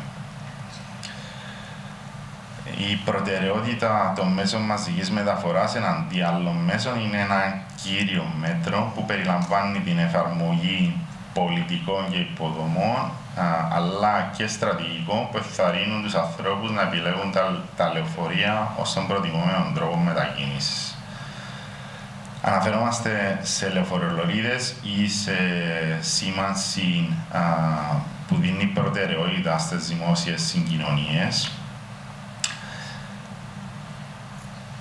Και επιλέξαμε τη συγκεκριμένη φωτογραφία που είναι ο κύριος λόγος που ένα σύστημα μέσω των υποδομών όπως λεωφορεολωρίδες καθορίζεται ελκυστικό προς τους χρήστες. Αυτό γιατί τα αυτοκίνητα ή ο χρήστης του αυτοκινήτου, όπως βλέπετε στη συγκεκριμένη φωτογραφία, περιμένει ο καθένας ξεχωριστά στο αυτοκίνητο του. Βλέπετε τα πρώτα 3-4 αυτοκίνητα, βλέπετε ότι υπάρχει μόνο έναν άτομο στο αυτοκίνητο, μαζί στη σύγκριση με τη λεωφορεολωρίδα που θα έχει γρήγορη και άμεση πρόσβαση στο κέντρο της πόλης. Τα έμμεσα ωφέλη είναι ότι υπάρχει ένας οικονομικός αντίκτυπος, αλλά πρέπει να λαμβάνουμε υπόψη ότι η αξιοπιστία των δημόσιων συγκοινωνιών προς το χρήστη είναι ένα από τα κύρια σημεία που καθιστά αυτό το σύστημα ελκυστικό. Άρα, όταν ο χρήστης γνωρίζει ότι το σύστημα είναι αξιόπιστο, και αυτό δεν ισχύει μόνο για τις αστικές υπηρεσίες, αλλά και για τις υπεραστικές υπηρεσίες, που πρέπει να περάσει από το εθνικό δίκτυο να φτάσει μέχρι το κέντρο πόλης. Αυτή η προτεραιότητα καθιστά το δίκτυο ακόμα πιο ελκυστικό. Αν συνδυαστεί και με σήμανση προτεραιότητας που προνοεί ότι όταν τα λεωφορεία ή οποιοδήποτε μέσο δημόσιων συγκοινωνιών φτάνει σε μια σηματοδοτημένη συμβολή, δίνεται η προτεραιότητα απευθείας στο μέσο δημόσιας συγκοινωνίας, αυξάνει ακόμα περισσότερο την ελκυστικότητα προς το χρήστη. Ακόμα ένα σημαντικό σημείο είναι να βλέπουμε την κινητικότητα σαν ένα σύστημα και όχι μόνο ως ένα μέσο μεταφοράς. Αυτό σημαίνει ότι αν συνυπολογίσουμε τα park and ride, ένα ενσωματωμένο εισιτήριο για όλες τις υπηρεσίες, ένα πρόγραμμα υπηρεσίας με υψηλή συχνότητα αλλά και αξιοπιστία, σε συνδυασμό μαζί με την μικροκινητικότητα, μπορούμε να προσφέρουμε ένα ολοκληρωμένο σύστημα μεταφορών.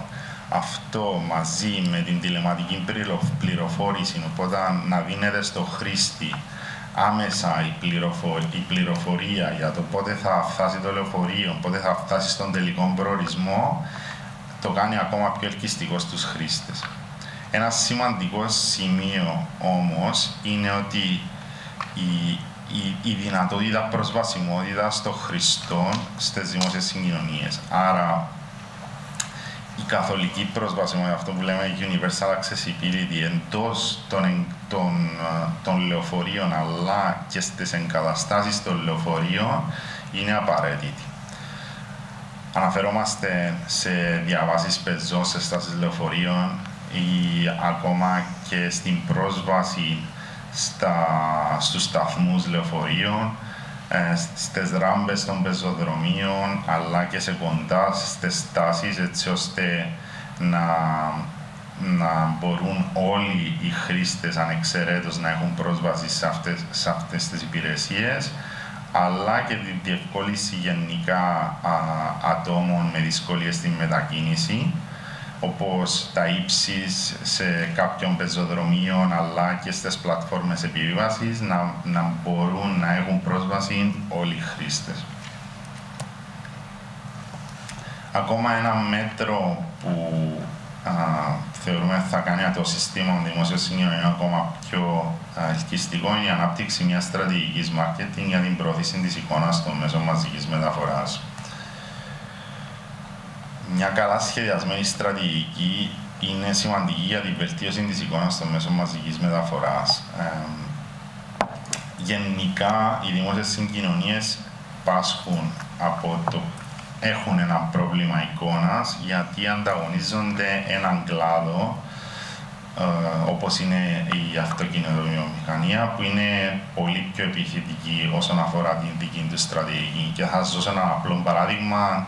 Πηγαίνοντας στον αυτοκινητόδρομο μπορείτε να δείτε μια πινακίδα που διαφημίζει αυτοκίνητα, αλλά πολλές πινακίδες που διαφημίζουν αυτοκίνητα, αλλά δύσκολα θα δείτε πινακίδες που διαφημίζουν οι δημόσιες συγκοινωνίες. Οπότε, ακόμα και για το χρήστη, το να είναι εμφανής ότι υπάρχει ένα σύστημα δημόσιων συγκοινωνιών που ενδιαφέρεται για την εικόνα του ή ακόμα κάνει εκστρατείες marketing που είναι πιο επιθετικές από την υφιστάμενη κατάσταση, ώστε να είναι ανταγωνιστική σε σχετικά με την αυτοκινητοβιομηχανία, είναι πολύ σημαντικό για τους χρήστες.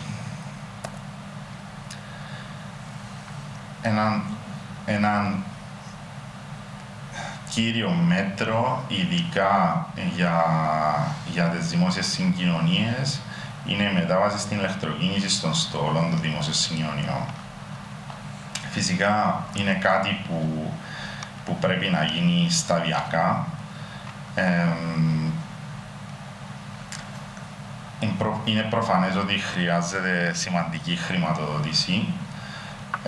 Προτείνεται το Υπουργείο να επενδύσει σε μια αγορά που παρέχει τη χρηματοδότηση αλλά και την ηλεκτροδότηση του στόλου των μέσων μαζικής μεταφοράς, και ο εξηλεκτρισμός του στόλου προτείνεται να ξεκινήσει ειδικότερα από τα οχήματα που είναι μεγαλύτερης ηλικίας και σταδιακά να φτάσουμε στην ολοκλήρωση της ηλεκτροποίησης.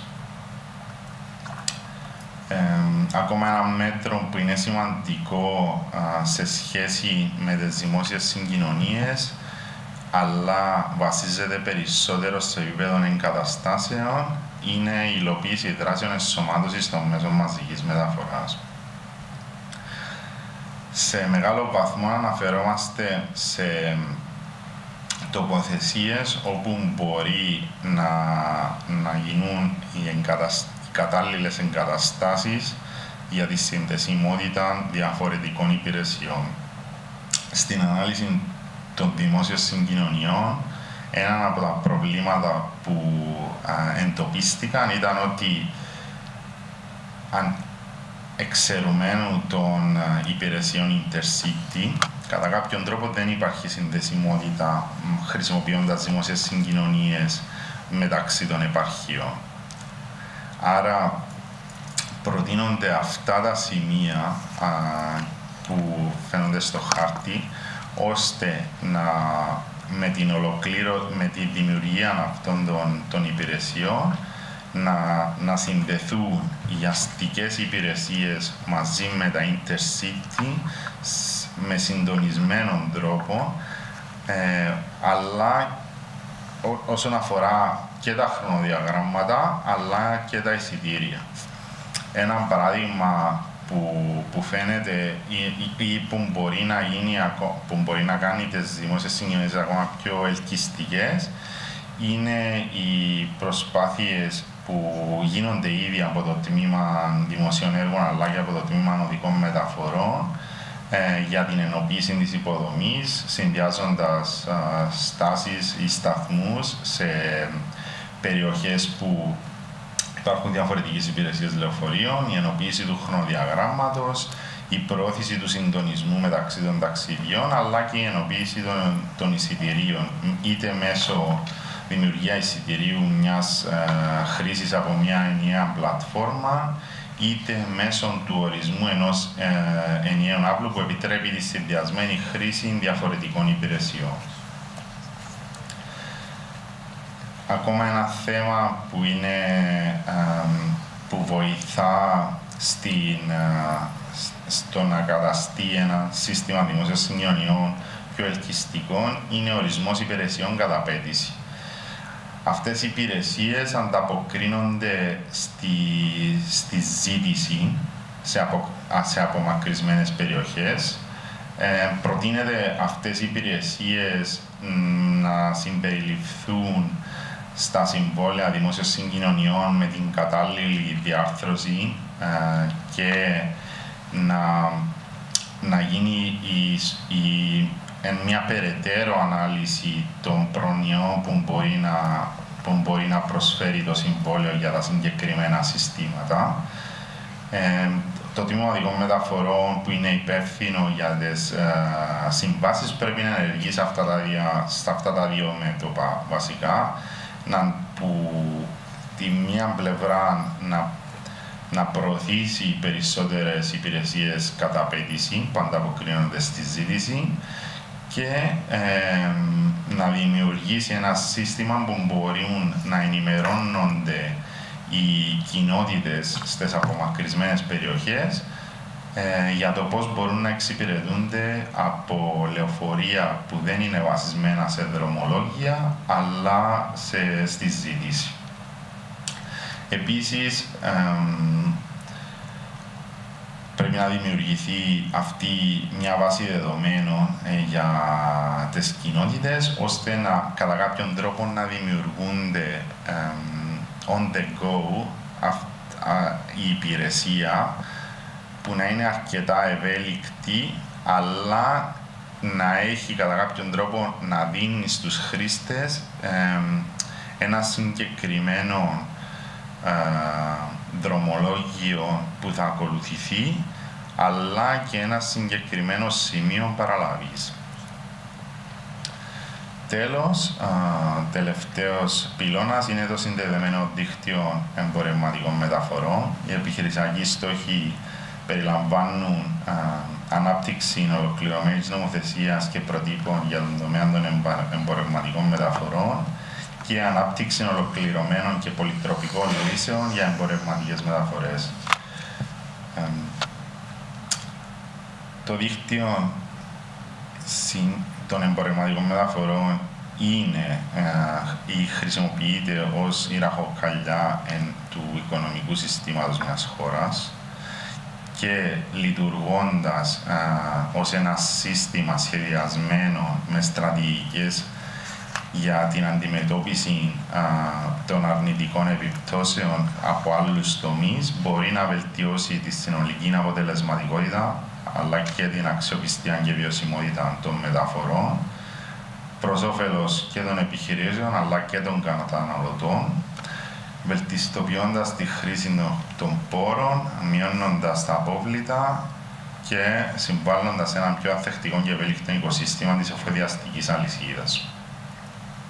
Τα μέτρα που προτείνονται είναι η ανάπτυξη οδηγιών για ένα εθνικό στρατηγικό σχέδιο εφοδιαστικής αλυσίδας που θα καθορίζει έναν όραμα και συγκεκριμένους στόχους. Θα είναι βασισμένο στη συλλογή και αξιολόγηση δεδομένων και θα περιλαμβάνει τους κύριους ενδιαφερομένους φορείς. Είναι σημαντικό να αναφέρουμε ότι αυτό το σχέδιο εφοδιαστικής αλυσίδας για την κλίμακα της χώρας είναι αρκετά σημαντικό. Φυσικά δεν λαμβάνονται, επαναλαμβάνω, υπόψη σε αυτό το σχέδιο οι αεροπορικές και θαλασσίες μεταφορές. Άρα, ένα ολοκληρωμένο σχέδιο εφοδιαστικής αλυσίδας πρέπει να περιλαμβάνει ή να γίνει σε συνεργασία με αυτές τις υποδομές, με αυτές τις μεταφορές, με υποδομές που είτε είναι αποθήκες, είτε είναι κέντρα ενοποίησης, είτε είναι κέντρα εφοδιαστικής, στη χώρα για να βοηθήσουν σε ένα πιο βιώσιμο σύστημα μεταφορών.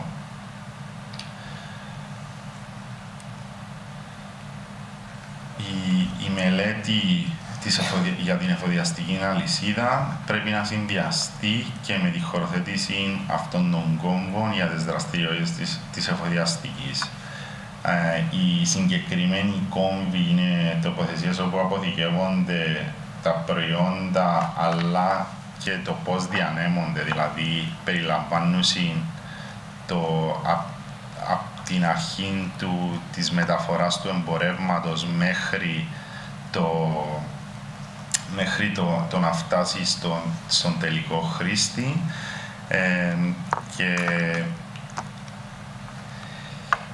και έχουν άμεσο αντίκτυπο στον τρόπο μεταφοράς των αγαθών εντός στη χώρα. Η υφιστάμενη κατάσταση υποδεικνύει ότι οι χρήστες μέχρι στιγμής συνήθως φροντίζουν την εφοδιαστική αλυσίδα ο καθένας τους αυτόνομα με τη δική τους στρατηγική και εγκαταστάσεις.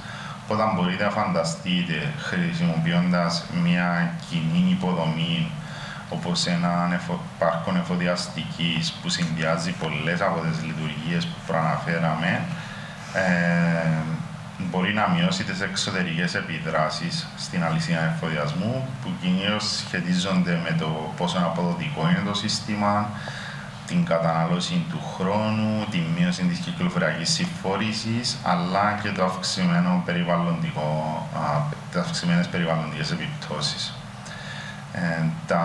Κάποια από τα κριτήρια για την επιλογή των χώρων, όπως και με τους χώρους στάθμευσης και μετεπιβίβασης, είναι να υπάρχει άμεση πρόσβαση στο κύριο οδικό δίκτυο, να υπάρχει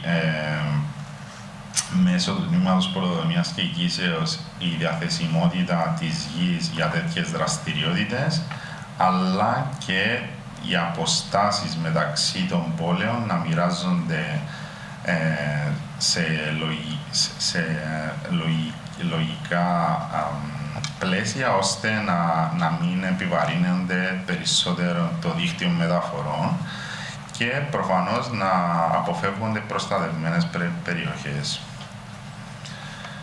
Τέλος, για την εφοδιαστική αλυσίδα προτείνεται η δημιουργία μιας κοινής ψηφιακής πλατφόρμας για τον τομέα των εμπορευματικών μεταφορών που προωθεί την εκπαίδευση των φορέων μέσω της ψηφιοποίησης. Η Κύπρος έχει ήδη κάνει κάποια βήματα προς αυτήν την κατεύθυνση, αναφερόμενη στο πρόγραμμα Πρόδρομος σχετικά με την ψηφιοποίηση κάποιων θαλασσίων μεταφορών. Ωστόσο, για τις χερσαίες μεταφορές θεωρούμε ότι υπάρχει ακόμα πολύς χώρος για βελτίωση. Θεωρούμε ότι αν αξιοποιηθούν διαθέσιμα ευρωπαϊκά κονδύλια αλλά και τα ψηφιακά εργαλεία που έχει ήδη αναπτύξει η χώρα, μπορούμε να βελτιώσουμε ακόμα περισσότερο το σύστημα εφοδιαστικής. Συνήθως αυτά τα προγράμματα περιλαμβάνουν χάρτες με πληροφορία για τη δρομολογία, περιορισμούς πρόσβασης, τμήματα για κοινή χρήση φορτηγών μεταξύ μικρών ή μικρομεσαίων επιχειρήσεων, τμήματα μικροκινητικότητας για το τελευταίο μίλι της εφοδιαστικής, αλλά και η χρησιμοποίηση ενός στόλου εφοδιαστικής με μη ρηπογόνα οχήματα.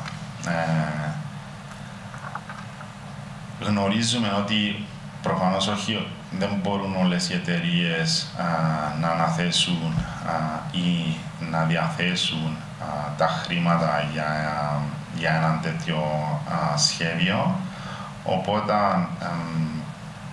ταυτόχρονα με την κατασκευή της πλατφόρμας θεωρούμε ότι είναι απαραίτητο να γίνει και μία ανάλυση για το πώς μπορεί να εκπαιδευτεί οποιοδήποτε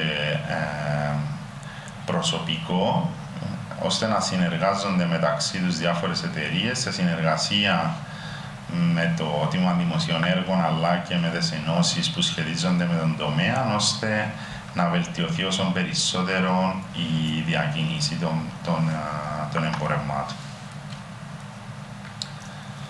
Τελειώνοντας, θέλω να αναφέρω κάποια κύρια ευρήματα από το μοντέλο μεταφορών. Όπως προανέφερα, το μοντέλο δείχνει, τουλάχιστον στο εθνικό δίκτυο, περιορισμένη συμφόρηση, τόσο στις υφιστάμενες συνθήκες, όσο και με την εφαρμογή των μέτρων. Για να επιτευχθεί μια σημαντική αλλαγή στο μερίδιο διακίνησης, βελτιώνοντας μόνο τα μέσα μαζικής μεταφοράς, δεν είναι αρκετό.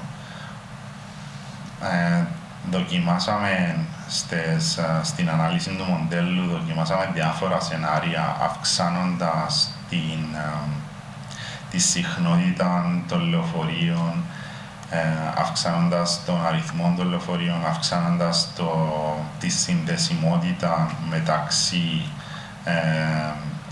υπεραστικών, αστικών γραμμών. Σε όλα τα σενάρια δείχνουν ότι η αύξηση των επιβατών δεν είναι η επιθυμητή χωρίς την εφαρμογή επιπρόσθετων μέτρων.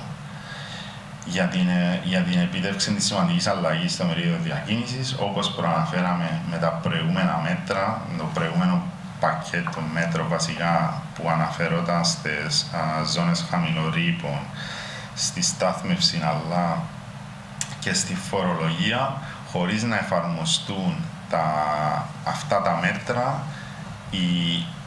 το μερίδιο διακίνησης δεν βλέπουμε μια σημαντική αλλαγή στο μερίδιο διακίνησης. Όπως προείπαμε, τις τελευταίες δεκαετίες οι προσπάθειες επικεντρώθηκαν κυρίως στην κατασκευή και την αναβάθμιση του οδικού δικτύου. Είμαστε σε ένα σταυροδρόμιο ουσιαστικά που πρέπει να γίνει μια αλλαγή του τρόπου σκέψης. Αυτή η αλλαγή του τρόπου σκέψης πρέπει να μετακινηθούμε από την κατασκευή περισσότερων δρόμων, περισσότερης υποδομής, στο πώς μπορούμε να βελτιστοποιήσουμε τη χρήση αυτής της υποδομής. Άρα να ασχοληθούμε με τη λειτουργία, τη συντήρηση και τη διαχείριση, κάνοντας την υφιστάμενη υποδομή ακόμα καλύτερη, χρησιμοποιώντας μέτρα ψηφιοποίησης, αλλά και στην αλλαγή θεσμικών παραγόντων της ζήτησης της κινητικότητας, όπως πολιτικές διαχείρισης της ζήτησης. Αυτό που σας προανέφερα σχετικά με την βελτίωση των δημοσίων μεταφορών από μόνη της δεν αρκεί να δημιουργήσει τις αλλαγές στο μερίδιο διακίνησης. Ένα δίκαιο σύστημα μεταφορών εξαρτάται επίσης και από τις πολιτικές που καθιστούν σαφές το επιπρόσθετο κόστος που προκαλεί η χρήση ιδιωτικών οχημάτων και βασίζεται στην αρχή ο ρηπαίνων πληρώνει. Γιατί έχει σημασία αυτό, επειδή τα στοιχεία που συγκεντρώνονται και από άλλα κράτη-μέλη της Ευρωπαϊκής Ένωσης δείχνουν ότι η μείωση της κυκλοφορίας του ιδιωτικού αυτοκινήτου είναι ένα δύσκολο έργο για να επιτευχθεί και απαιτεί χρόνο. Συνοψίζοντας, που θέλουμε να καταλήξουμε ότι είναι προτιμότερη επένδυση σε υπηρεσίες και υποδομές βιώσιμης κινητικότητας τώρα, παρά να χρειαζόμαστε πιστώσεις αντιστάθμισης αργότερα, που θα είναι δαπανηρές και δεν θα επιφέρουν άμεσα ωφέλη στη χώρα. Τα επόμενα βήματα είναι η δημιουργία του σχεδίου δράσης, περνώντας από την περίοδο διαβούλευσης για τη συλλογή των απόψεων του κοινού της Επιτροπής Παρακολούθησης του Έργου, αλλά και τους ενδιαφερομένους φορείς, και ενσωμάτωση της ανατροφοδότησης για την ολοκλήρωση της στρατηγικής. πρώτα μέσω της ολοκλήρωσης του σχεδίου και μετά μέσω του σχεδίου δράσης. Το σχέδιο δράσης ουσιαστικά θα προτείνει ένα σχέδιο εφαρμογής της στρατηγικής που καθορίζει προτεραιότητες για τις παρεμβάσεις μεταξύ στρατηγικών και των αντίστοιχων μέτρων.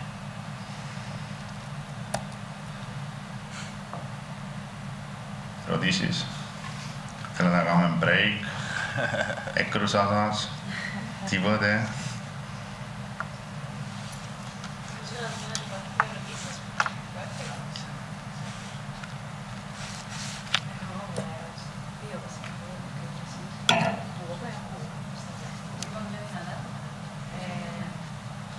Το ένα που είπατε για τις έρευνες, απλά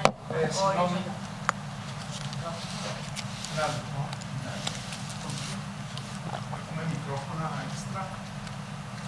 Αντρέα μπορεί να πει τούτο.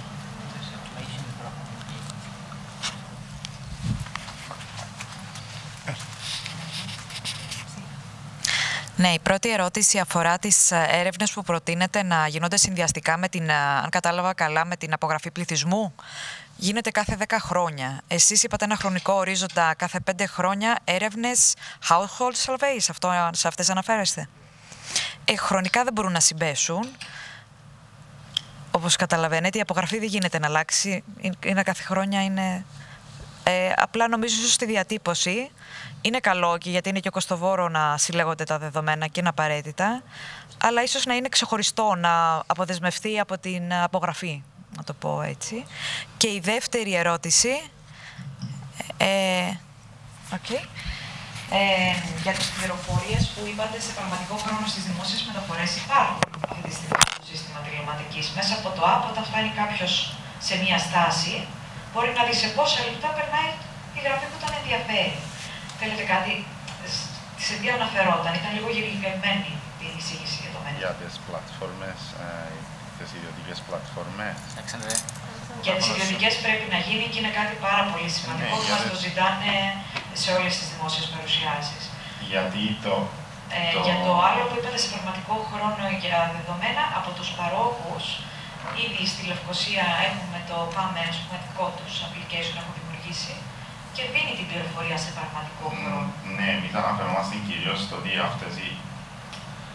ο κάθε παρόχος έχει τη δική του πλατφόρμα στην ενοποίηση, όχι για την πληροφορία σαν πληροφορία, αλλά στην ενοποίηση της πληροφορίας από όλους τους παρόχους και αν είναι δυνατόν μέσω πλατφόρμων, ιδιωτικών πλατφόρμων όπως η Google, που είναι ευρέως διαδεδομένη σε διεθνή επίπεδο και όχι μόνο στην Κύπρο. Ναι, αυτό απλά έτσι όπως ήταν η διατύπωση, ναι, το να υπάρχει στο Google είναι πάρα πολύ σημαντικό. Αλλά όχι ότι δεν υπάρχει αυτό να διευκρινιστεί. Και κάτι άλλο, στο πρόδρομο που αναφερθήκατε ήταν και η διαχείριση επικίνδυνων φορτίων. Γενικά είδατε καθόλου διαχείριση επικίνδυνων φορτίων? Ισχύει ADR. Έχουν γίνει κάποιες αλλαγές τα τελευταία χρόνια. Έχετε κάποια μέτρα, κάποιες εισηγήσεις σχετικά με τη διαχείριση επικίνδυνων φορτίων επιπρόσθετες για τις χερσαίες μεταφορές?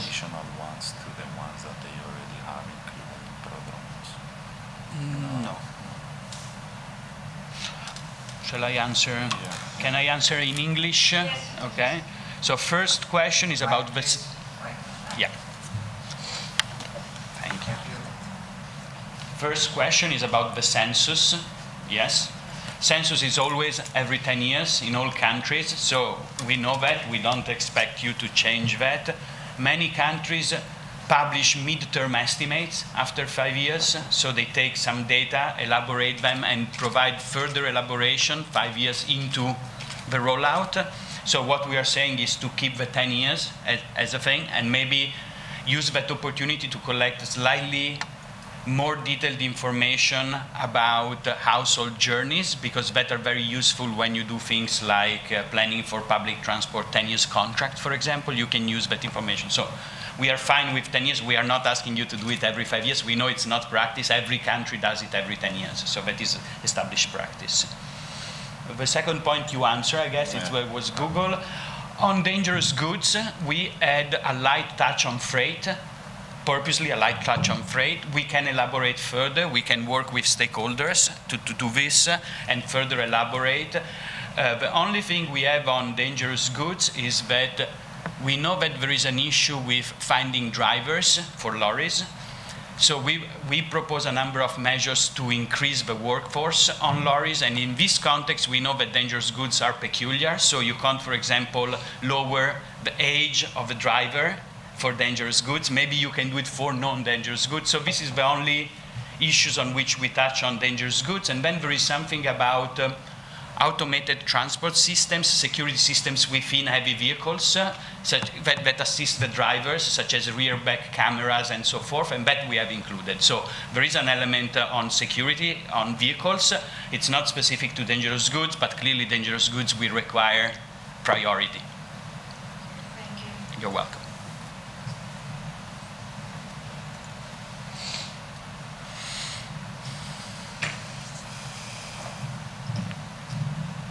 Ευχαριστούμε για την παρουσίασή σας. Είμαι η Χριστάλλα Νησιώδου από το Τμήμα Περιβάλλοντος. Αξιολογώ την στρατηγική μελέτη όσον αφορά τις περιβαλλοντικές επιπτώσεις. Ανεξάρτητα όμως από τη μελέτη αυτή, θα ήθελα να κάνω ένα σχόλιο όσον αφορά την προώθηση των σχεδίων βιώσιμης αστικής κινητικότητας και του περιορισμού της χρήσης των οχημάτων, ίσως την προώθηση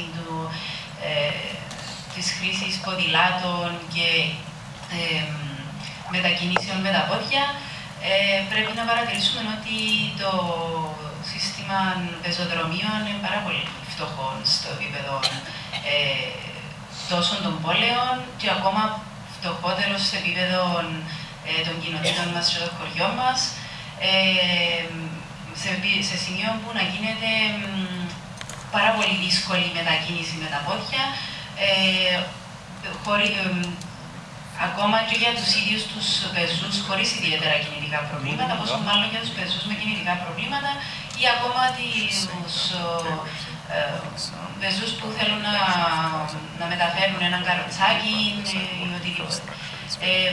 Και θεωρώ ότι θα έπρεπε να περιληφθεί μια προσπάθεια, μια υπόδειξη που να ενισχύει το σύστημα πεζοδρομίων και ακόμη σε επίπεδο αστυνομίας ή τροχονομίας να ενισχυθεί λίγο η προσπάθεια, γιατί νομίζω ότι στο μυαλό του Κύπριου τα πεζοδρόμια μας έχουν χώρος στάθμευσης που δημιουργούν σοβαρά προβλήματα στην κινητικότητα με τα πόδια, οπότε θεωρώ ότι είναι καλό να αναφερθεί. Ευχαριστούμε για την παρατήρηση, για την εισηγήση σας. Οπωσδήποτε αυτές δεικνύονται και περιγράφονται ως μέτρα και δράσεις μέσα από τα σχέδια βιώσιμης κινητικότητας που έχουν εκπονηθεί σε όλες τις αστικές περιοχές της Κύπρου, της πόλης, όλα τα urban nodes. Η Εθνική Στρατηγική Χερσαίων Μεταφορών, ουσιαστικά οι περιοχές μελέτης είναι περισσότερο το υπεραστικών, αγροτικών και επαρχιακό δίκτυο, αλλά δεν πάβει που η επισήμανσή σας να ισχύει. Βέβαια, πρέπει να σημειώσουμε ότι με την αναδιαμόρφωση των Δήμων και των νέων περιδήμων νόμων, τώρα πλέον όλη η συντήρηση των συγκεκριμένων υποδομών εμπίπτει κάτω από τους Δήμους, κάτω από το άρθρο 49.2, οπότε αντιλαμβανόμαστε όλοι το μεγάλο στοίχημα που έχουμε να επιτύχουμε ως κοινωνία. Ευχαριστώ.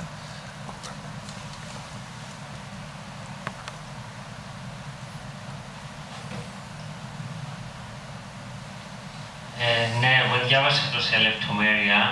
Πιο πολύ μια εισήγηση. Θεωρώ ότι τούτη μελέτη πρέπει να είναι η βάση ενός εθνικού χωροταξικού σχεδιασμού.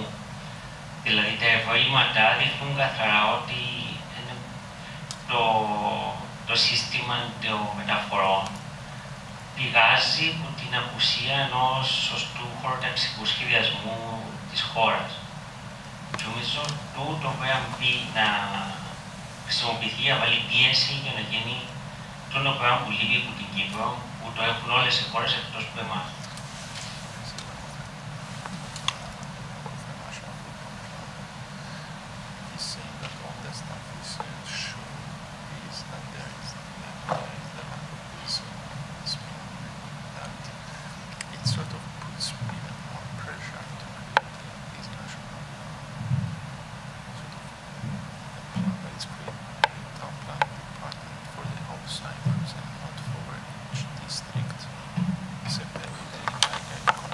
But do we mean a land use plan? Okay. Cyprus is not the only country which doesn't have a national land use plan. Having a national land use plan is a very ambitious target to have. I agree with you that providing a centralized framework is very useful. It's very difficult to keep it up to date because land uses change constantly, and for the at the national level it's very difficult to maintain an overview. I agreed with you that that would be helpful. I think that at the central level we need to provide the ministry with tools and instruments which are fit for purpose, and we think that our central transport model, multimodal transport model, offer this kind of tools, and a national plan is the same. We don't have one in Italy as well. One final thing, it's important, it's interesting for us that roads are land uses. Okay, so an alignment of a road goes through the town planning department because in a sense, a road is itself a land use. So the two things always go hand in hand, and I think that this need to be reflected.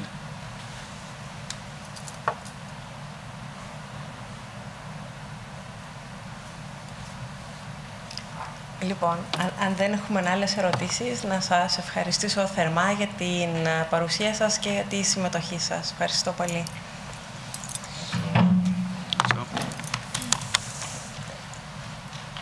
Thank you. Thank you.